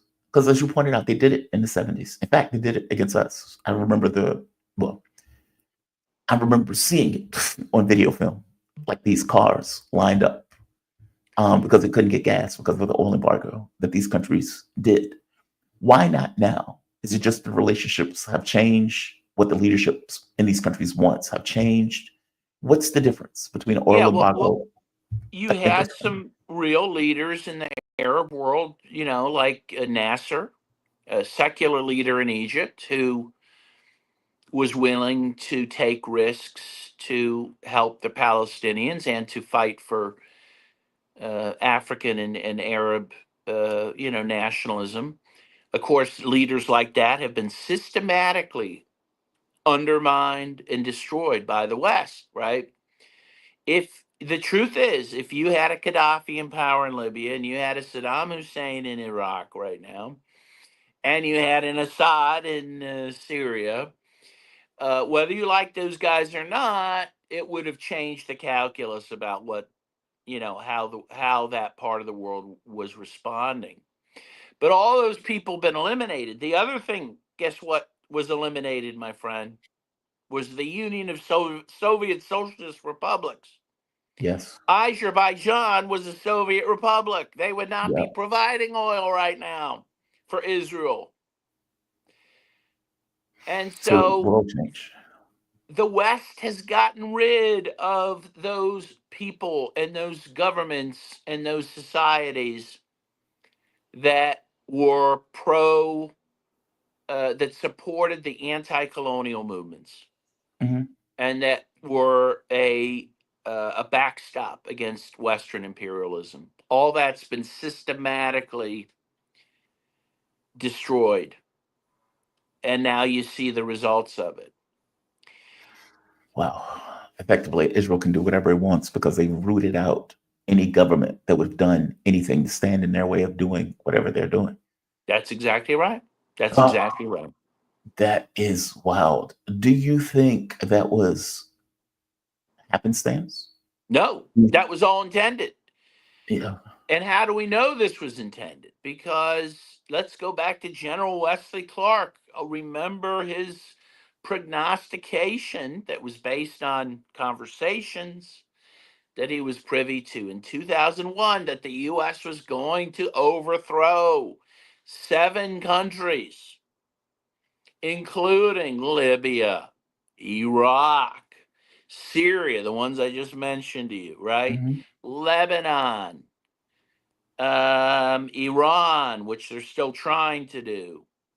And I got 2 more. I think Somalia was one, and there was a Sudan 7th. or something. Yeah. Maybe Sudan. And Sudan, yeah. which they did, which, now has become Sudan and South Sudan. And that's a complete disaster. So, yes, we know this was all according to plan, and that was going to be done, one, to help Israel, right? To get rid of all of those leaders who support the Palestinians, and it was going to be done to give the West an ability to dominate the Middle East. And guess what? It's been done. for the most part. You still have Iran that stands. You have Yemen. You have Hezbollah, weakened Hezbollah, and that's about it, right? So they've largely accomplished what they wanted to accomplish, and to the great detriment of the people of the region. By the way, we should mention. I mean, you have to mention that there's a genocide that's been taking place in Syria at the hands of the government that the West installed. This Al Yes. Qaeda government has killed thousands of people. And by the way, I'm in communication with people from Syria every day. You know, that was being limited mostly to the coastal regions of Syria, Latakia, Tartus. Now it's coming to Damascus. They're starting to kill Alawites there. I And heard they were Christians. going from door to door and killing and taking the property. Yes. Yeah. Like the Passover, like the biblical Passover, people are literally writing on their doors Sunni to try to prevent their homes from being invaded by these HTS forces. And again, what kind of coverage is this getting in the West, and who cares? None. No one. In fact, they're removing sanctions off of Jelani. Yeah. If I'm not mistaken, Annalena Baerbock hosted Jelani as they were going door to door, murdering people. And as that was being reported that they were doing that. It's just astonishing. And by the way, I'm saying reported not on main channels, just on people who are covering and who are there, who are pointing out, hey, they're going to door killing people. Yeah. No, we live in dark times, my friend. Donald Trump is starting a war in Yemen. This feels so ridiculous to me on two levels. One, Trump came in, I'm going to end wars, not start them. There's that. Two, Yemen is a direct response to Gaza, meaning they're not doing it for their health. They're doing it because they feel somebody needs to intervene into what is happening. And their way of doing so, their way of exerting power is we are going to blow up any ship in the Red Sea that is helping Israel in any way. And that's what they've done. They've been able to bring Red Sea shipping to a crawl. Kudos on that, I suppose. The issue with Yemen is to deal with the issue of Israel, something that Trump said he was going to do when he looked Muslim leaders in the eye. I'm going to end this war. And then gives us fake into the war in regards to this quote unquote temporary ceasefire that was always meant to go back into operation, according to what Netanyahu said, that Trump was like, hey, you can always restart once you get the hostages back. Hamas realized, okay, we're being had, and effectively said, okay, well, we will participate in this process, but we need you to live up to your own end of the deal, in which case they did. In which case, you get the issue with Yemen once again.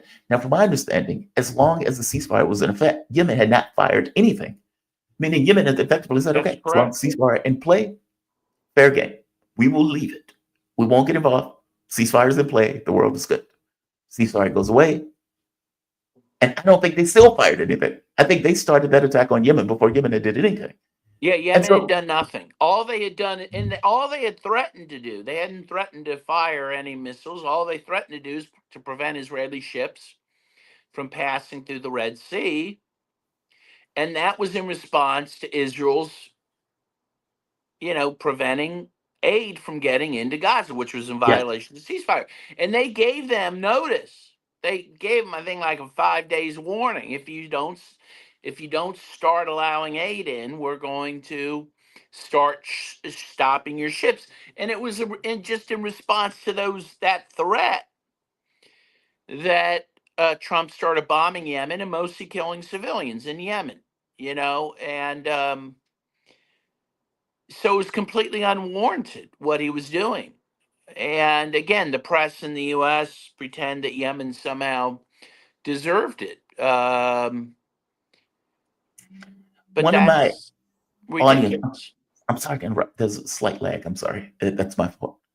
One of my audience members pointed out that they were still firing during ceasefire. Is that true? I didn't think they were. Oh, I see someone saying they were blocking sea lanes during the ceasefire. Look, I am not aware that they were doing that, but let's assume they were. That still would not justify bombing Yemen, especially civilian targets, including a cancer center. Right. under international law, there's such a thing as proportionality. You're supposed to only have use force that's proportional to whatever harm is being caused. Mhm. It has to be done through necessity. And also, in terms of self-defense, you're only allowed self-defense under Article 51 of the UN Charter in the case of an armed attack, which Yemen was not involved in. None of the things. So even if they were blocking the sea lanes, which again I don't know that they were, that would not justify bombing A hospital. the country of Yemen. Yeah. And again, all those things have been forgotten. There are limits to what you're allowed to do. And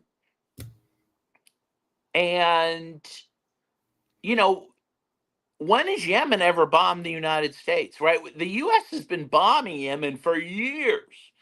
Biden bombed Yemen 1,000 times. Wow. Obama supported Saudi Arabia to bomb Yemen. Green light. Yep. Getting green light. Even W bombed Yemen. How many times has the Yemen bombed the United States? Not once. 0 times. Okay?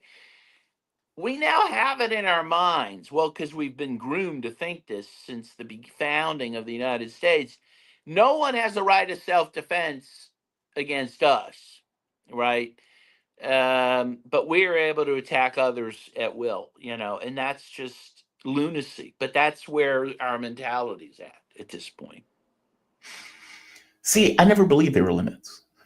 I never believed international law was even real. For my take, a law that can't be defended, it's not really a law. And there's nothing, there's no, as Mark would say, a leviathan over anything short of the barrel of a gun and your power to use it. That was the way I always looked at the stuff. This is still barbaric. Yeah, I think, look, I mean, and I'm a lawyer, and I'm an international lawyer. I taught international human rights law for 12 years. But even as I taught it, I felt a lot of what you're saying. That is to say that, yeah, the law is on the books, but it's not enforced. To the extent it's enforced in a very selective way. Yes. And so it's very easy to feel that way. And but at the same time, there are those laws, and I think at least we need to point to them and say, look, these are laws that everyone agreed to, that the U.S. agreed to, that the U.S. not only agreed to, it helped create. The UN helped write the UN Charter, right? The UN was one of the founding members of the United Nations, and you're right. These things tend to be honored in the breach, but we have to, I think, push for that rule of law. I mean, the UN Charter was signed in San Francisco. Did you know that? Anyway, but I hear you. You're right. I mean, no law is good without there being remedies for violations of it, right? And right now there appear to be virtually none. The United Nations, I'm glad you brought that up. And by the way, I'm saying no law or no such thing as international law. I'm not saying that as a critique of the fact that you're an international lawyer. That's not. No, that's it's fine. just okay. I take no offense. You're okay, talking fair enough. truth. The reality is the reality, right? It just seems like they don't get enforced. It's like okay, well, what is? But I agree with you that the standard still should be set. There should be something you point to that, hey, we've agreed upon this. This is bad. Because at some point, maybe there is a leviathan in that sense that is honest, that functions on a supranational level. I don't think a superpower would ever accept that, though. Well, it's true. I mean, it appears they won't, because they feel that they're powerful enough not to need the law, not to have to abide by it. Yeah. But again, I mean, the interesting thing is that Yemen is really the only country right now that is trying to enforce the Genocide Convention. I mean, what they're doing, they say they're doing in order to stop the genocide in Gaza. To that extent, I feel they should be applauded. They're called terrorists. In fact, they're the ones trying to stop the terror. And The actual that's, genocide. Yeah. and How by the way, ironic through is that? fairly nonviolent means, by Mhm. stopping ships, How again, ironic is that? like They're the terrorists. they should be applauded. But we live in an upside down world. You mentioned the United Nations, and I'm glad you did. Does the General Assembly have any remedy for what is taking place in regards to, because the General Assembly overwhelmingly, I think it might have been 2 or 3 states, America, Israel, and some rando island that voted with the US for political favor. All of them were against what Israel is doing. So does the General Assembly itself have any power? I know the UN Security Council, the US and Europe is going to veto whatever comes up in that sense. What about the US? What about the General Assembly? Yes, they have something called, and a lot of people been, well, I don't hear this as much, but earlier on in the genocide in Gaza, people were calling for uniting for peace. General Assembly can pass a uniting for peace resolution to essentially override the Security Council in the event the Security Council is not doing something to enforce international law. And in the case of a genocide, for example, serious human rights violations, a serious international crisis, the General Assembly does have the power to pass a uniting for peace resolution to order some sort of action to stop that genocide.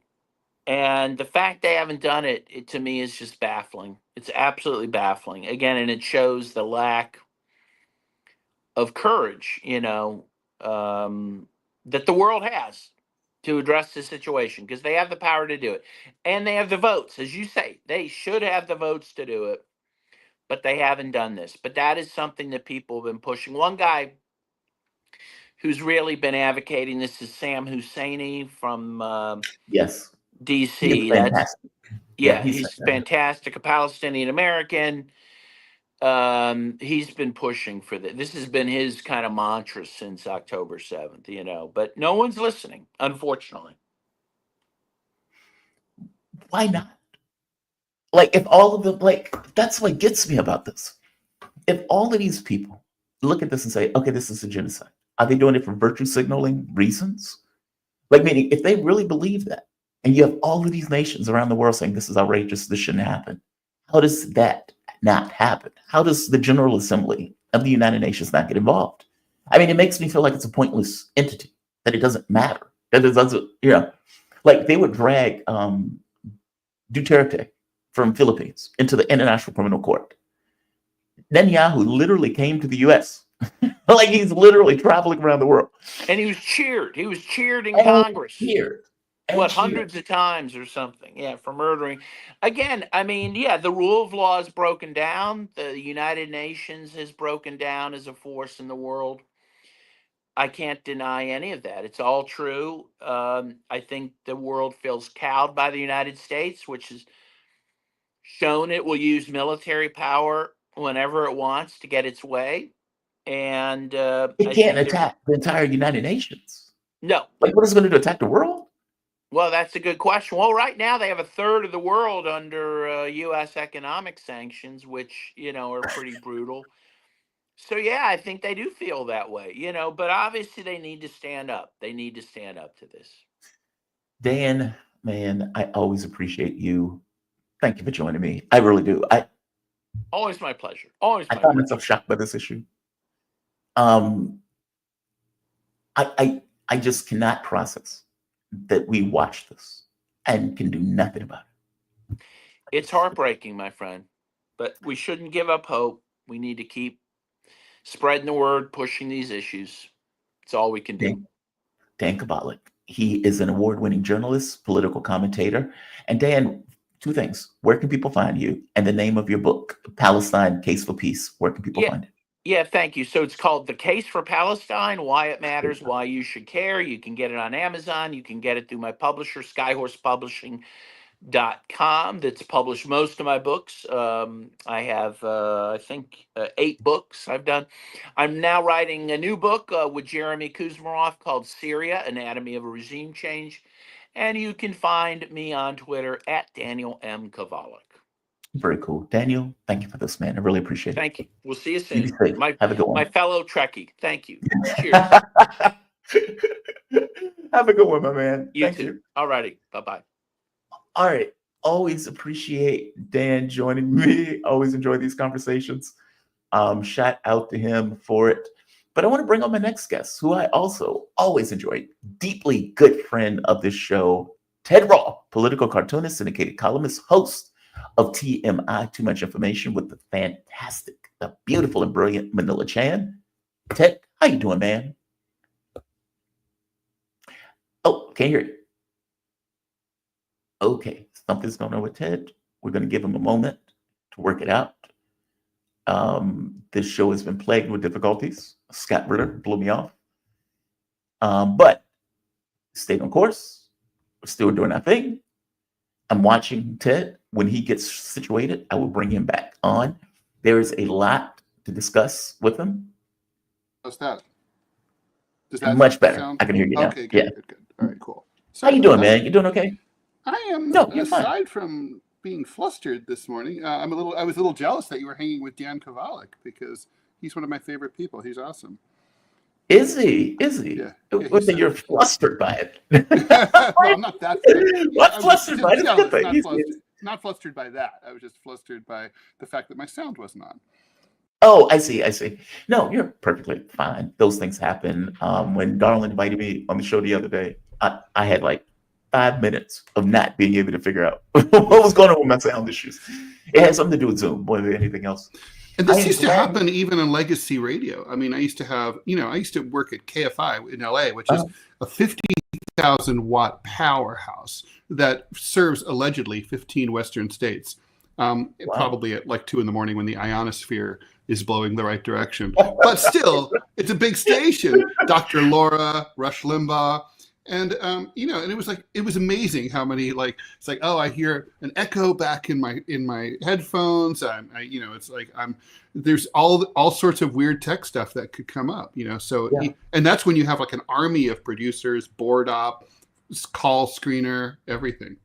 Still happens. Yeah. Still happens. Ted, I want to go to what I know you've seen at this point. I hope I still have it up. I think I might have taken it down. I was supposed to have a guest that come on this morning. They blew me off. And so my Scott blew you off, huh? Yes. That's I have some feelings about that. But fair enough.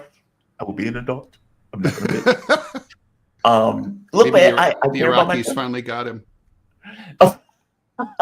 Right. Yeah, I mean, look, he was on the Ukrainian hit list, by the way. Oh, he was on the Ukrainian hit list. Good for him.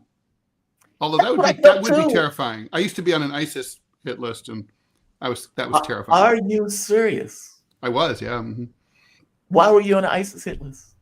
Honestly, because people from ISIS don't read cartoons. I mean, they literally just had a hard-on for cartoonists after Charlie Hebdo, and they were like, "Oh, who's some American cartoonists?" And I guess I should be pleased that like me and a guy named Matt Boers both came up like high on the list. And it was just like, they're American cartoons. We're literally the two most progressive, pro-Islamic, pro leaving the Middle East alone people like in American cartooning. Where it's kind of like, if ISIS wanted to go fund a cartoonist, it would be us. And it's like, you're trying to kill us because you guys are stupid. Like, meanwhile, I can give you the names of all my colleagues who are a bunch of Islamophobic assholes who, really are making them, you should hate. So anyway, yeah, it was literally just because we were American political cartoonists. Oh, that's hilarious. Is it? Yeah. I was so frustrated. I told the FBI, can I send them my cartoons? Can I just explain? But no. Yeah, they don't seem to have a sense of humor with that stuff. Well, they weren't even reading. I mean, I don't know. I'm not saying that they, al-Baghdadi didn't have a sense of humor. He just didn't see the cartoons. I think if he did, he would have been like, oh, that Ted Rall, he's all right. It's okay. I would tell you one day I was in a cab. I think I was in Egypt. I think it was in Egypt. And I remember I was in no. Yeah, it might have been Egypt. It was somewhere like that. And I remember being in the back with the a tour guide. And somehow religion came up in the cab. And I was about to say, well, I'm not really religious. I don't believe any of this stuff. And as I was getting it out, she took to me and she was like, shut up. It's like words come back into my mouth. Stop. Right. No.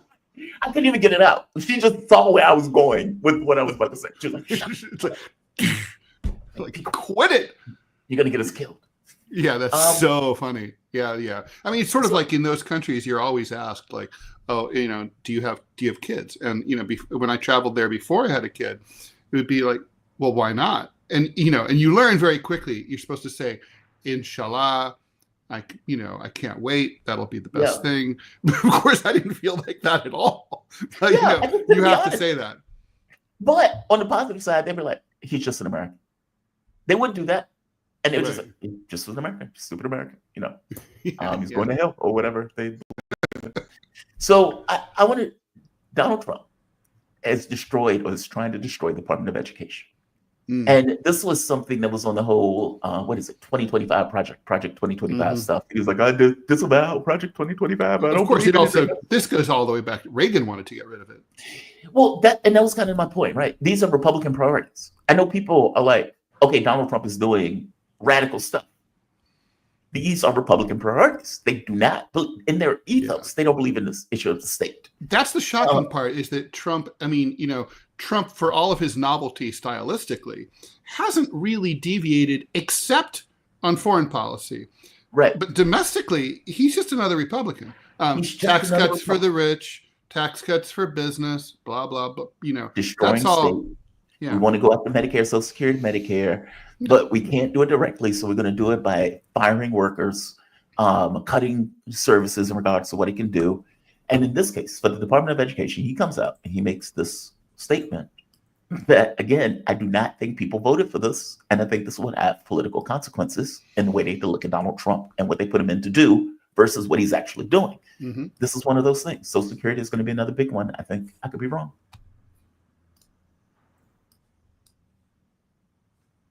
Department, we're going to shut it down and shut it. Administration will take all lawful steps to shut down the department. We're going to shut it down and shut it down as quickly as possible. It's doing us no good. We want to return our students to the states where just some of the governors here are so happy about this. They want education to come back to them, to come back to the states, and they're going to do a phenomenal job. If you look, Denmark, Norway, Sweden, I have to tell you, I give them a lot of credit. China's top 10. And so we can't now say that bigness is making it impossible to educate, because China is very big. But you have countries that do a very good job in education. And I really believe, like some of the governors here today from states that run very, very well, including a big state like Texas, but states that run very well are going to have education that will be as good as Norway, Denmark, Sweden, and those top, Finland, those top. Okay, I accept there are problems in our education system. And those problems are shown by us being so low down the list in regards to other states and other countries. Accepted. Agreed. I don't know how you get to that into we need to destroy the Department of Education. Those are two different things, right? Like something not working is not the same thing as trashing the thing that is not working. Like if my car is not working, trashing the car is not my solution to my car not working. I need to get my car fixed. And I know as I say this, people are going to say, okay, well, yeah, but you trash Democrats all the time. You said the party needs to go into the dustbin. I also say that's not the same thing. That's not the same thing. No, that's not the same thing, because like you and I both agree on the pernicious role of the Democratic Party, right? Yes. And the Democratic Party, the problem with it is that it sucks away money and energy and dynamism from the left. So if it did, it's a giant sucking sound of like progressivism and activism out of causes that are important, and it distracts it and deflects it. The Department of Education doesn't suck knowledge and education out of state and local schools at all. I mean, you could argue that it's a bureaucratic redundancy because of the fact that in our country, our system is that we have state and local control of education. And therefore, why do you need a national Department of Education? And the truth is, and we'll say the quiet part out loud, Jimmy Carter, I know, because I was old enough to remember when this happened, I was 16. The idea was that they wanted to move towards federalized control of education. And they put the Department of Education up there as a placeholder in preparation for that. There was a lot of feeling at the time because like Kansas wasn't teaching evolution in the schools and stuff like that, that actually local and state control was shortchanging students in a lot of particularly flyover and southern states, conservative states, where there were Christians holding sway instead of science. So the Department of Education was created in preparation for something that kind of didn't happen, which is which was basically federalizing education. I just want to say something about what Trump said. These Scandinavian nations that he's talking about all have centralized control of education. All of them, okay? From Stockholm and it's all run from Stockholm and Helsinki and so on, okay? Like in France, also a country with high achievement levels for students, they have equality and equity all controlled from Paris, from the Ministry of Education. If you're a French school teacher, you don't get to choose, I want to teach in Marseille. They assign you like you're like a soldier who is sent to whatever military base around the world they tell you to go to.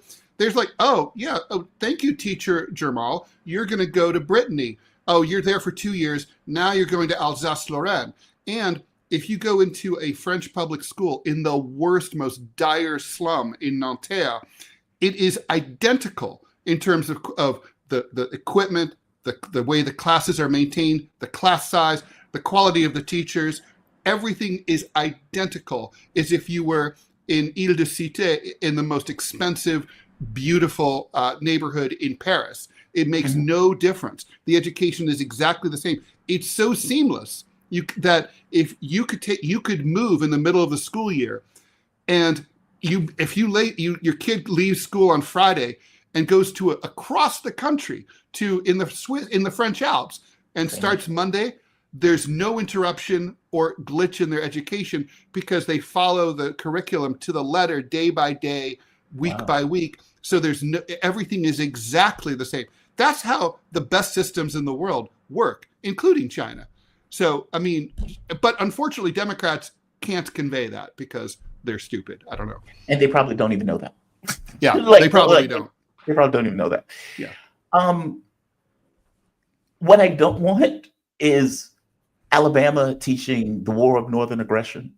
Right. And New York teaching the Civil War. And somebody else Kansas saying you don't have to learn about evolution. Exactly. Or another state saying, God created everything.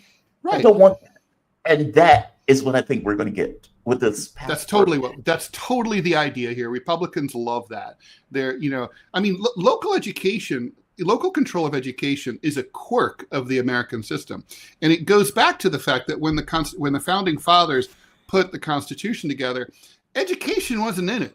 There was no right. There's no right to a public education wasn't a thing in 1789, right? So it started to evolve on the frontier, and in the 1820s, 1830s, 1840s, and then it was one by one room schoolhouse, K through 12. We've all seen them when you drive across the country.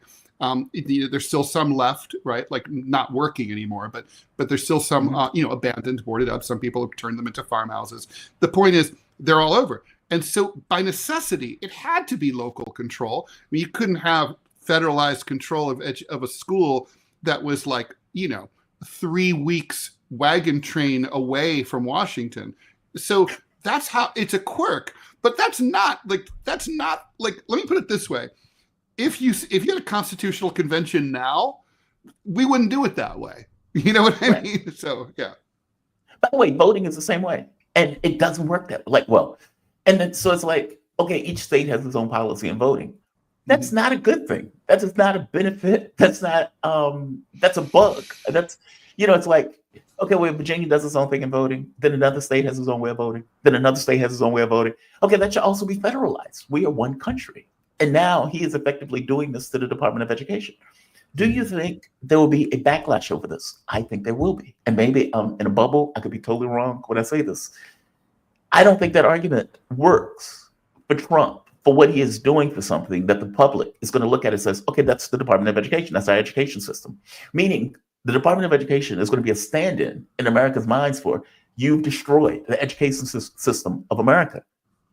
That's a big deal to me. I don't know why that's an insignificant thing that he thinks that he's going to be able to work. The thing is, it's theoretical, right? Because it's not going to happen, because he can't do this. He can't get rid of a cabinet level department without congressional approval. He needs 60 votes in the Senate. He's not going to have that. The Democrats aren't going to give them to him, right? So, but let's just say, for the sake of argument, that he does it. I think the backlash will be smaller than you think, but not nothing. And it's going to be in some ways that Trump's not thinking about. I mean, okay, so you remember last year when the Biden administration fucked up the FAFSA forums? Yes. Right. I know, I have a kid in college. It was, I mean, literally we were on pins and needles as to whether he'd be able to, like millions of other kids, or hundreds of thousands, to be able to go back to school in the fall. So finally they got their shit together. But there were some kids who literally dropped out of college and will never finish their college education because of that. Well, that's going to happen now more, because the Department of Education is who processes all the FAFSAs.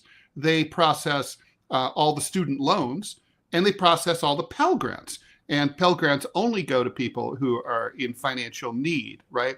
So the backlash, and by the way, when college is $95,000 a year for a four-year private school, everybody has need. I mean, almost nobody's paying out of pocket, right?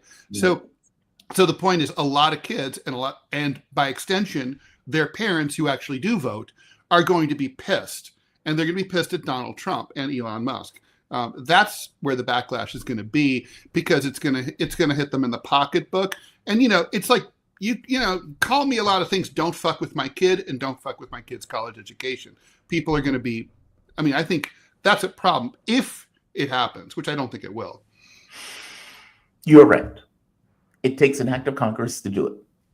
But there are things that can be done in a de facto sense that damages the capability of the organization to work. And I guess that's what I'm looking at. It's like whether you destroy it in fact or whether you destroy it in principle in regards to what it's supposed to do. You've gutted it, right? You've destroyed it. Yeah, they're doing that. They're working on that now. Well, like with USAID. USAID is probably going to have to put the sign back on the door, right? Hilariously.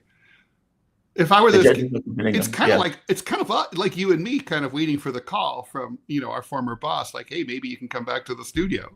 It's like that, it's like they're going to be getting that call. Oh, that is sad and funny on so many levels. I can only laugh. Social Security is another issue, right?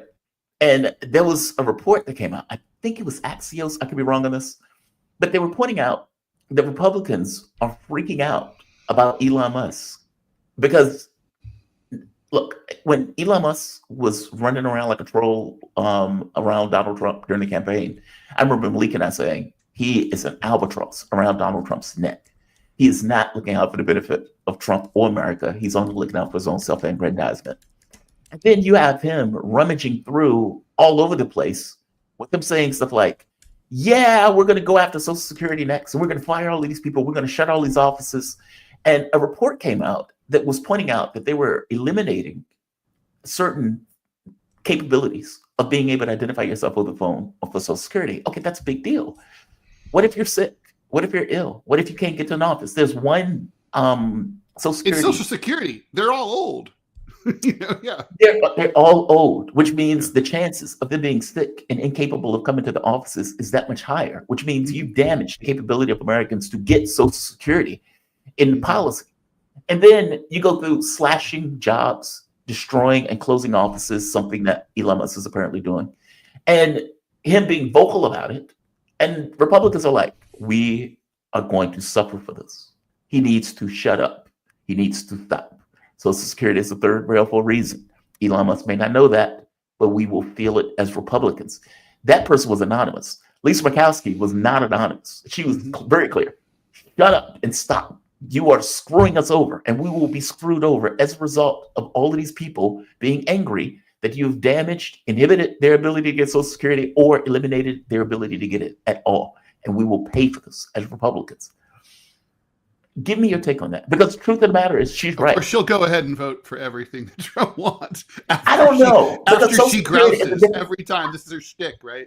But Social Security is a different animal, though. I mean, she even pointed out, I have one Social Security office in my entire state, and we fought to keep that office open. And if that office closes, all hell will break loose, and we will be blamed.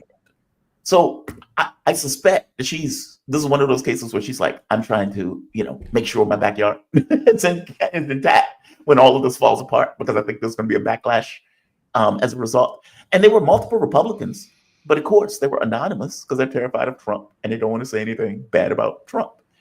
Give me your take on this. I mean, do you think this would get the backlash? I mean, if they're closing Social Security offices, I can tell you now, if you call Social Security, they're going to say, because of recent closings and firings, your wait time has increased by like 2 or 3 months. So what would have taken maybe 2 months now is out to like 5 months. Okay, that is traumatic. If you're an old person that just barely made it to Social Security in a job that you hated and you want to get out of that job, okay, now you're in this position where you have to wait several months. And that's assuming you have an office to go to. That's assuming at one point you could have called in. Now you have to drag your body into Social Security, something you didn't need to do before. I find this to be horrendous. And it's appalling. No question. It's appalling. I guess the catch is, will there be consequences for it? Because that's the only thing that really matters. Will there be consequences for the things they're doing? Yeah, I mean, there have to be, right? I mean, the thing is that they experience pain like this in different ways. I mean, most people won't know what's going on. They'll just be like, they won't even put 2 and 2 together. They won't be like, they don't even know who Elon Musk is. Oh, they're that sucks. They're just going to say, I know it does suck, and it's taken me a long time to accept this. But most people are going to be like, everything just sucks more now. It's like everything sucks. You call it everyone. You're always on hold for hours. That's just how it is. But there's going to then, among the people who do know what's going on, there's going to be, the team players who are like, well, like the president knows what he's doing. I voted for him. Like it's about saving money. And then there's going to be, I'd say, a plurality of, who knows, 20% of the people who are going to be rip shit pissed. And you know what? History is made by those people who are rip shit pissed. 1,800 soldiers stormed the Winter Palace and completed the Bolshevik Revolution. I mean, it's like, it doesn't really matter if everybody is pissed. The point is, you just need millions of people to be pissed, and there will be. So, it's going to be a bad look, and that will be, it reminds me of kind of like reading about the response to the civil rights struggle, and I studied it in college. It was like, obviously I was too young to have experienced it, but it's kind of like white America sitting in their living rooms, watching well-dressed young, people being beaten up by inbred, stupid fucking sheriffs in the South just because they wanted to eat a burger at the luncheon counter. And it's like, and it was kind of like, ew, it was an ick factor, and that flipped American politics. That's what we're going to have here. We're going to have an ick factor. It'll be like, oh, those are old people. It's not good. We shouldn't be doing that.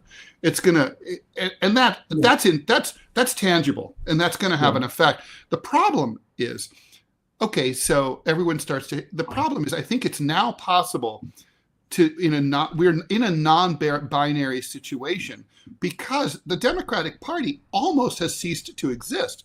So it's possible now to start to hate Trump, and not have that benefit derive to Democrats. They may not be able to pick up the pieces and pick up the baton and run with it, right? They may, they can stand out of the way like James Carville has advised, and like Chuck Schumer is apparently going along with. Stay out of the way, let the Republicans fuck up. Okay, but that doesn't necessarily, and that will happen. But the question then is, can Democrats, take advantage. I'm not sure. It doesn't right now. I would say no. They don't seem to have any. Not only do they have no clue, they don't seem to have a plan to get a clue. I'm so glad you went to this direction because this was exactly where I was going with this. We're of similar minds. Nancy Pelosi, I've never seen anything like this. Maybe you have. Has just put a knife in Chuck Schumer and has done it openly. I have never seen Nancy Pelosi ever attack Chuck Schumer when she was leader of the House. She did it in this one. This is Pelosi going after Chuck for effectively capitulating and, quote, getting nothing out of the deal, as Pelosi, as Mama Bear is saying here. It's about what comes next. I myself don't give away anything for nothing. And I think that's what happened the other day.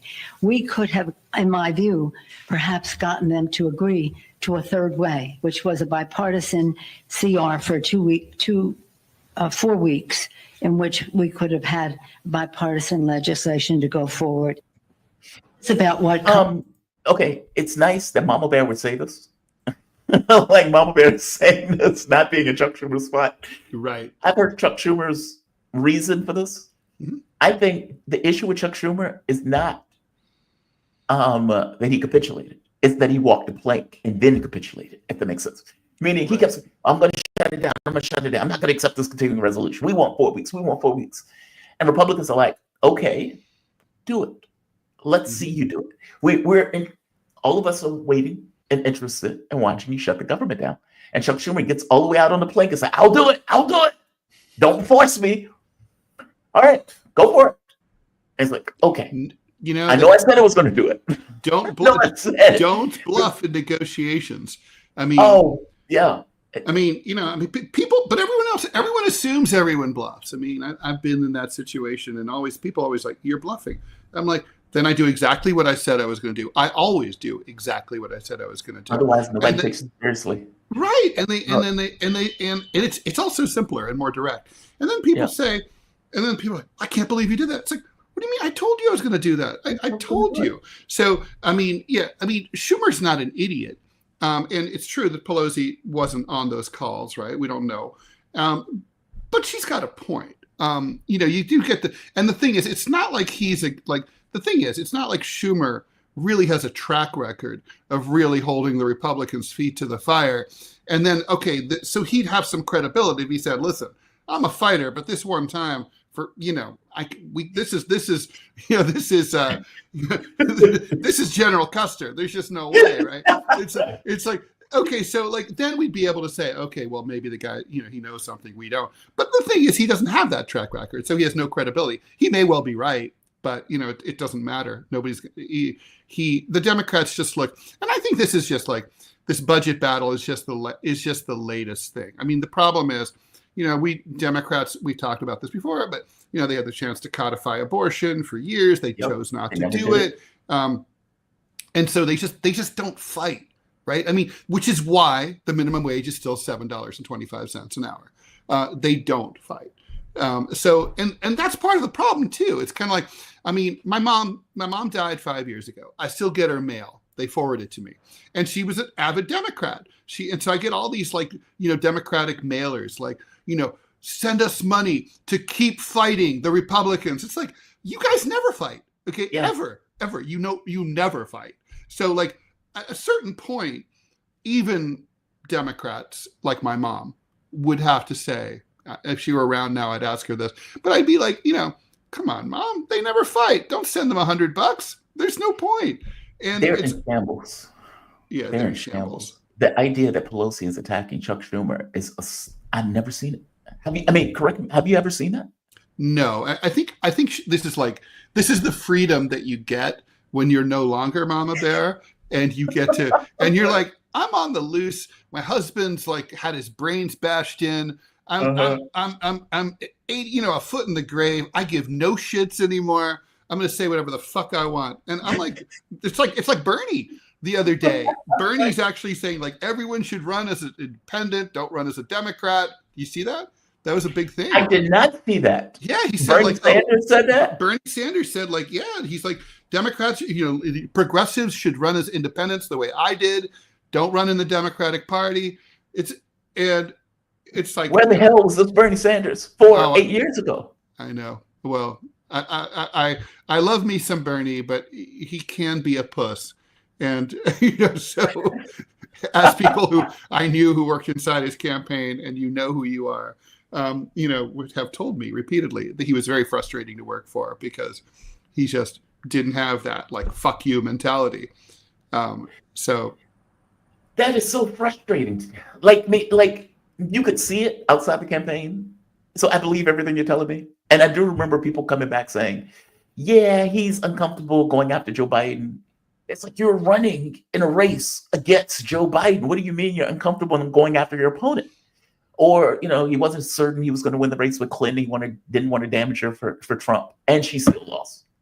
That is so frustrating to hear. And, oh man, this DDX. Pelosi is so full of shit in that comment. And what I mean by that is the notion, like she's like, oh, if I was in leadership, I would have gotten something for this. Oh, maybe a 4-week thing. Sure you would have. Yeah, no, you wouldn't have. Chuck Schumer had no cards. And the reason that Republicans were standing there saying, do it, jump off the cliff, do it, we want to see it, is because they knew it. And when Chuck was and the thing is, look, honestly, I would have, I'm usually, my default mode is, take names and kick ass. I would have advised Chuck Schumer to do exactly what he did. I would have said, like, really? Walk the plank. Because I would have said, don't threaten in the first place, right? Yeah. Don't bluff. The bluffing's bad. But and I love poker. It's my favorite game. Don't bluff. But the thing is, I think he should have, I think he did exactly the right thing, because if he didn't, and then all the things we talked about, like, the Pell Grants not getting approved, people calling Social Security and like not getting anyone on the phone, going all the cute like park rangers with their cute little Smokey Bear hats are all unemployed and the park is closed. All that shit, the Republicans would be able to say, well, that's on you. You guys shut down the government. Whereas now it's still on Doge, it's still on Trump, it's still on Musk. It's on them, no matter. So it would have muddied a shutdown in the middle of Doge would have muddied the waters. Okay. I think a shutdown in general would not be a bad idea. If the Doge thing wasn't happening, I'd be like, go for it. But like it is. So you gotta let that play out. And by the way, that was his argument. We would get blamed. There was no way to reopen the government. He's like, how, if they just say, okay, we call your bluff and you shut it down, how do you reopen it? That was one of the other questions he had. How do you reopen the government? And also he did point out something that I hadn't thought about, Schumer, that like, in a shutdown scenario, it's not like the government completely goes away, that it gives the executive even more prerogatives over what things are considered vital functions and what are not. It's like Doge on acid. So, Doge on steroids, whatever metaphor you want. So that I could see, again, that's something, that would it would be bad. I think he made a smart move. It's sometimes a smart move sucks, but it's the threat that's the issue. You shouldn't have threatened. Don't threaten unless you're willing to deliver. It's sort of like the last question. Well, the last conversation has to do with, okay, if it's not Chuck Schumer, that's the leader of the party. Mama Bear has no fucks to give now. She's out of power. It's not Hakeem Jeffries. Yeah, right. Well, I would prefer Mama Bear back. Oh. Jeffries is a horrible arbiter for the party. He is horrible. He has no charisma. Right. He's boring. He's like a flat piece of toast. Yeah. It's actually kind of shocking. I expected more out of him. Did you? Well, I don't know what I expected out of him, but not this. I mean, he was sold to us as something that apparently he's not, which is, this guy's a youthful, energetic, firebrand. It's like, no. He's none of those things. No. I've come to the consensus or the conclusion that what liberals want is a world where liberals are awesome. That is not the world they're living in, though. And because they're not living in that world, they're looking for people thinking, we need to find somebody who's like us, but catches fire. And it's like, dude, maybe it doesn't work that way. Yeah. It's like we want. It's like they want someone who's like them, but is likable. And the thing is, people like them are not likable. And Right. people who are likable, they won't like. They don't like. Yeah. Right. I've had a conversation with a liberal, and I remember I pointed out, hey, Bernie was the energy in the party. I don't like him. Okay, then you lose. And this goes back to the Chris Matthews thing where he's like, if Sanders takes it, he's going to take the part of a generation. Maybe it's better for Trump to win. Now, Chris Matthews is opining openly. We need somebody to speak for us who's on the outside. Okay, Sanders was on the outside. He was an independent. And even if he was running in the political race, all of you saw him as an outsider. And yet, look, even if you take the politicians out of it, right? Look also at the media landscape, right? Look at us here, on the outside looking in, right? I mean, like if we were, just look at the conservative mediascape, like the way they support their right-wing voices, people like, Tucker Carlson and Ann Coulter and people like that, where all the ideas come from and all the dynamism comes from on the right? It comes from right of the Republican Party. Well, all the dynamism on the left comes from outside of the Democratic Party, but they freeze us out, right? Like Bernie Sanders is the embodiment of like left of the Democratic. Truth is he's just George McGovern or Hubert Humphrey, but things have moved so far to the right. So like they don't want to win. Their ideology won't allow it, and they've frozen us out. I mean, think about the way the Republicans are so adaptable, right? They have no superdelegates to put their thumbs on the scale during their primaries for the presidency. And when they get an insurgent right-winger like Donald Trump or Arnold Schwarzenegger in the special election to replace Gray Davis in California, those are, their first reaction of the party establishment was like, ew, like Trump and Schwarzenegger are icky. We don't like them at all. But then they read poll numbers and they're like, well, the people want this. I mean, who knows why, but they do. All right, let them have it. Yep. The Democrats don't do that. Democrats are like, well, the people want Bernie. That's like, fuck them. It's like, well, okay, well, then you lose because it's like, this is about votes, right? That's what it is. They want a magical world. It's like, yeah, we don't understand why this thing doesn't catch fire. I compared it to people wanting like YouTube channels. Like you have, I think, if this fact is correct, it's like 95% of channels are under 1,000 subs. That blew me away. I had no idea that it was like that. You may have a channel who believes in fish, wants to talk about fish. That's the only thing they want to deal with is fish. And they think more people should know about fish. And that channel has 2 subs. It's mama and it's dad watching the kid talk about fish. It may not catch fire because nobody gives a shit about fish in that way. Right. I'm saying that that's the same way with liberals, right? Just because you want it to catch fire doesn't mean it will. And it may take something else. You may have to be something else. You may have to do something else in order to make that work in a way that in their minds, it's not part of the process. For example. Yeah, exactly. You can't make people sorry, I interrupted you. Go ahead. For example, sorry. No. Keep going. No, I was just going to say, like, for example, so I used to work for this Japanese bank, and my boss, Japanese guy, he came to me and he's like, I want to start a business. Like, none of my colleagues, these executives who all work in New York, they're all Japanese. They can't speak English for shit. It's fucking up their business. They should all be tutored and learn English. I want to start a business, a tutoring agency. Okay, so long story short, I helped him do this on the side, right? We started a business. Turns out, he was right. Japanese executives of the late into 1980s in New York, their English was execrable. It fucked up their business. It ruined their lives.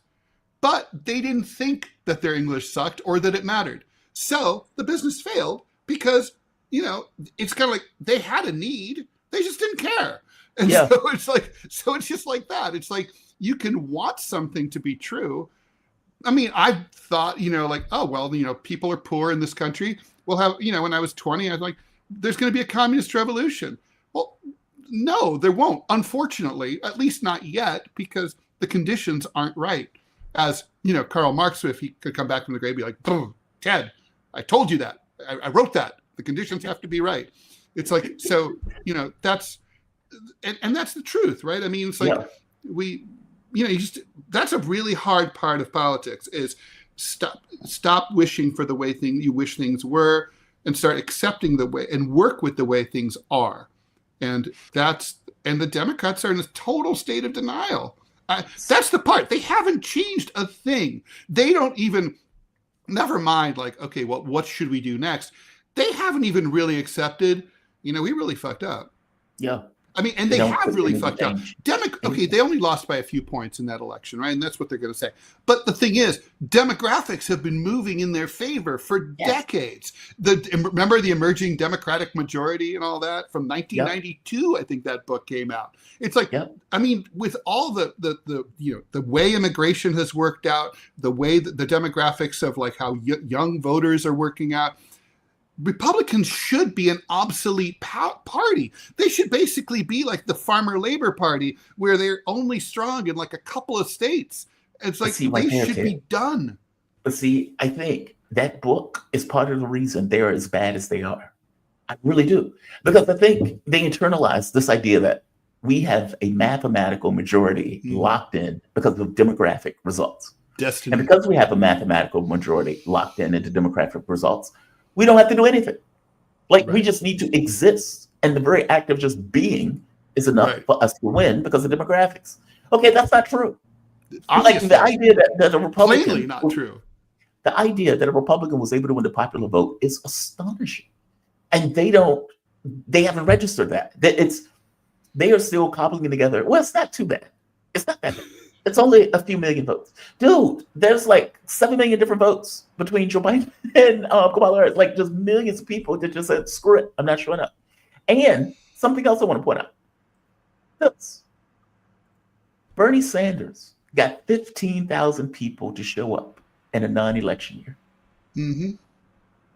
15,000 people. Yeah. That number is mind-blowing. Those are bigger than Trump rallies. Yeah. Like, not taking anything away from Trump. I'm just saying. But they would look at that and blow it off. This is a non-election year.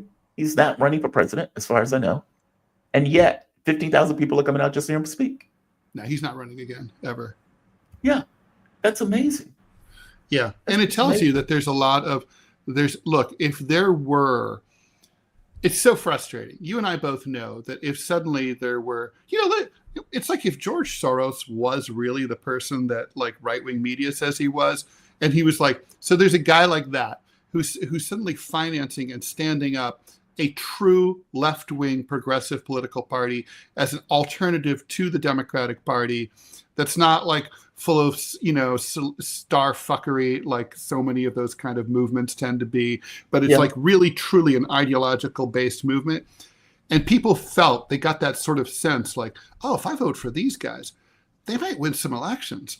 Like if you had that sense, a Democratic Party would bleed out.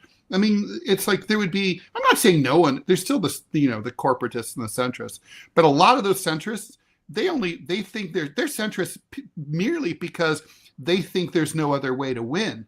It's not in their hearts. I mean, I have to think that even if you're like a standard centrist, corporatist, liberal Democrat, but you still care about like LGBT issues and the environment and all these traditional liberal values, that like if you had an alternative that actually was viable and stood up for those values in a way that the Democrats don't, a lot of those people would move over as well. It wouldn't just be a bunch of hardcore commies like me. So, it would be, it would be a major party. But the problem is, it's kind of like this, it's like the penguin, the nature specials where you see all the penguins are like all massed on the cliff. And it's like they look down and it's fucking cold in that water, and even colder than where they're standing. And you can see the sharks swimming around like, come on in, boys. And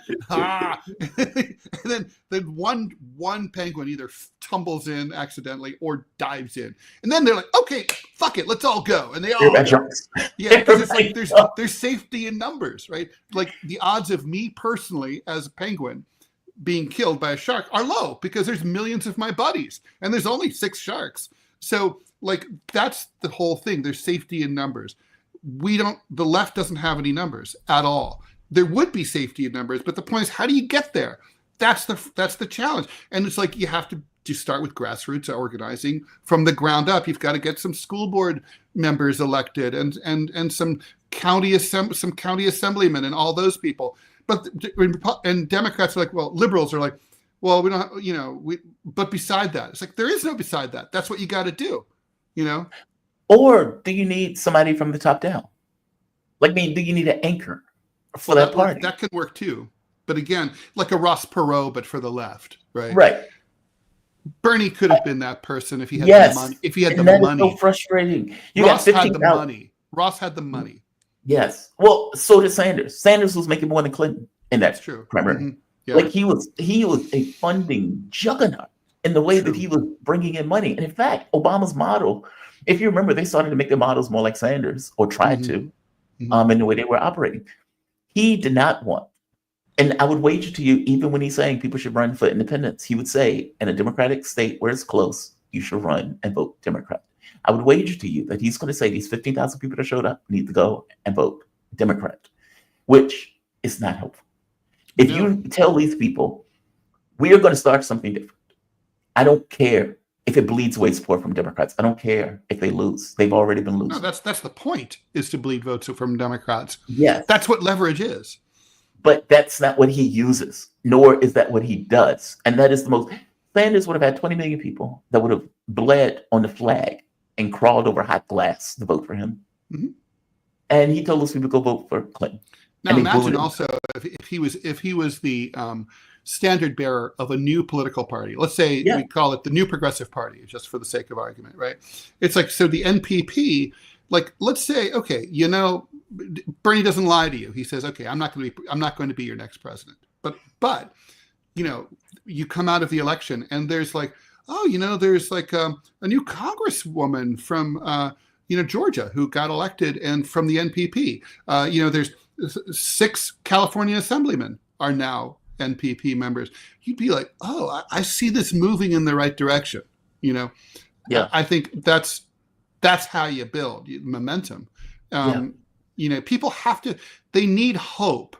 And that's the thing. Democrat, that's one of the things that pissed me off so much about Obama's campaign, was those fucking Shepherd Ferry posters, hope and change.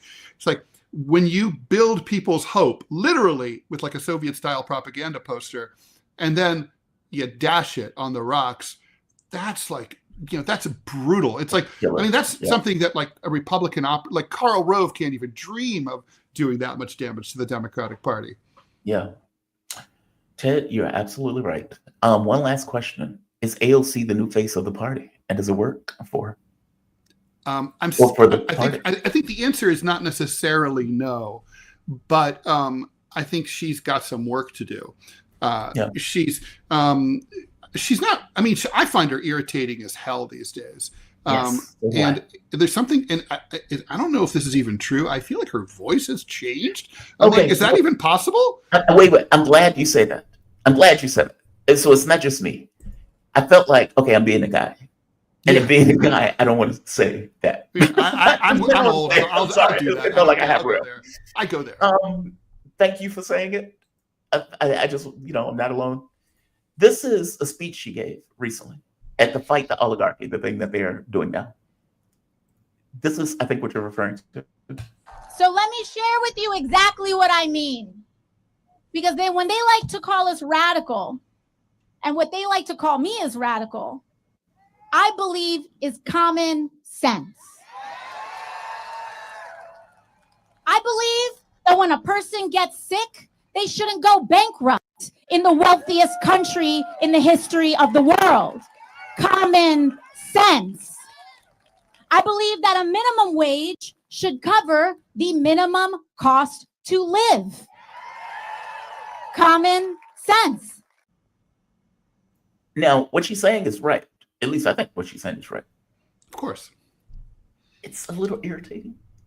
Yeah, I feel like the guy for saying that. She seems less authentic than she used to. Yes, I think her years in the Beltway have not done her any good. I think when she was going door to door to in that insurgent campaign against a sitting Democrat in Queens, she was still the former bartender. People use that to insult her. I say that as a compliment. And she was a person of the people. And now she's trying to sound like Bernie, right? Like common sense with the hand gestures and everything. It's not authentic. That's not who she is. She's a Latina chick from the Bronx. It's like, be the Latina chick from the Bronx. It's like, be real. I mean, imagine if, you were running for office or just giving a speech like that. Be Jamal. Just be because there's no other person who's Jamal. Only you can be Jamal. And it's like, and people know. And they know. It's like, and TV is the biggest bullshit detector in the world. And TV and the internet, video is like, you can't fake that. And also the slow talking, the common sense. It's like, oh my God, I'm not stupid. Okay. I fucking heard you. Speed it up here. Okay. I want to hear the end of your speech before I die of old age. I mean, it's just like, she's irritating. She reminds me also of Hillary. That kind of delivery, that really? Cadence, and and screaming into the mic. Don't shout into the mic. That's why it's a mic, because it does the job shouting for you. But is that us being guys? I can't tell. I can't tell if it. Guys don't do that, and there's lots of women who don't do it. That's precisely Elizabeth Warren doesn't do it. I mean, she doesn't have a pretty voice, but she doesn't yell into the mic. Yeah. Maybe. I guess I feel like I can't tell if it's all right. We feel this way because we're men. Well, we are half the electorate, right? So she has to win those people. That's true. That is true. I think the thing is, okay, here's the thing. Let's just say AOC runs for president, and she could in 2028. Or she may take Chuck Schumer's spot. Or 2032 or whatever. Yeah. But the point is, okay, what has she accomplished? Nothing. Yeah. Right? So, like, what does she have to point to? Oh, I was young and smart. That's it. You're gonna have to do better than that. It's like, and I don't mean she has to say like, oh, I passed the Sewage Retrieval Act of 2000. I don't mean that. But it's like you gotta be able to point to something. Ted, man, I always appreciate you joining me. I really do. Ted Rall, a political cartoonist, syndicated columnist. He is a host of the TMI show, Too Much Information with Manila Chan. She is fantastic. Definitely check them out. They start at 10 a.m. Jake, I got you late today. I'm sorry. Ted, that's I'm all going to right. let you go. Thank you. You have a fantastic show, man. You too. All right. Have a great weekend, Jamal. Talk to you soon. Thank you, man. Have a good one. All right. Shout out to Ted Rall. Always appreciate him joining me on the show. I think he's right. I want to go to chat before I close. Mr. Ripley, my 20-1 dark horse is Rashida Tlaib as the Democratic candidate in 2028. I really dig her. Do you? I loved her aggressiveness on the issue of Gaza. I mean, obviously she's part Palestinian, so that makes sense. It is deeply unfortunate that her party did not back her on that. Like her sitting there with a sign by herself, it's one of the most pathetic things I've ever seen. And I feel some kind of way that her own political coalition effectively abandoned her to do that by herself. Look, my ire towards Democrats running the gambit of things, that is one of them. I just remember her sitting there with that sign. And it's like, your party has abandoned you on this. I mean, I fully believe that part of the reason they got rid of those people on MSNBC, Democratic media, was because of their support for Palestine. And if you remember, even at the Democratic convention, they wouldn't even let a Palestinian speak. And so Tlaib was a lone voice in the wilderness on that issue. And good on her for doing it. More fish content, please. RJ Ramrod. There will be no fish content, Ramrod. I'm sorry. I'm sorry, RJ. I am all out of fish content. All right. I'm going to close this. I was trying to get Scott on. He hit me back. I'll see if I can get him on later today. I definitely want to cover what is taking place in Ukraine. Scott is typically my guy for doing so. Look, you all have a phenomenal weekend. You will not see me on Monday. You will see me on Tuesday.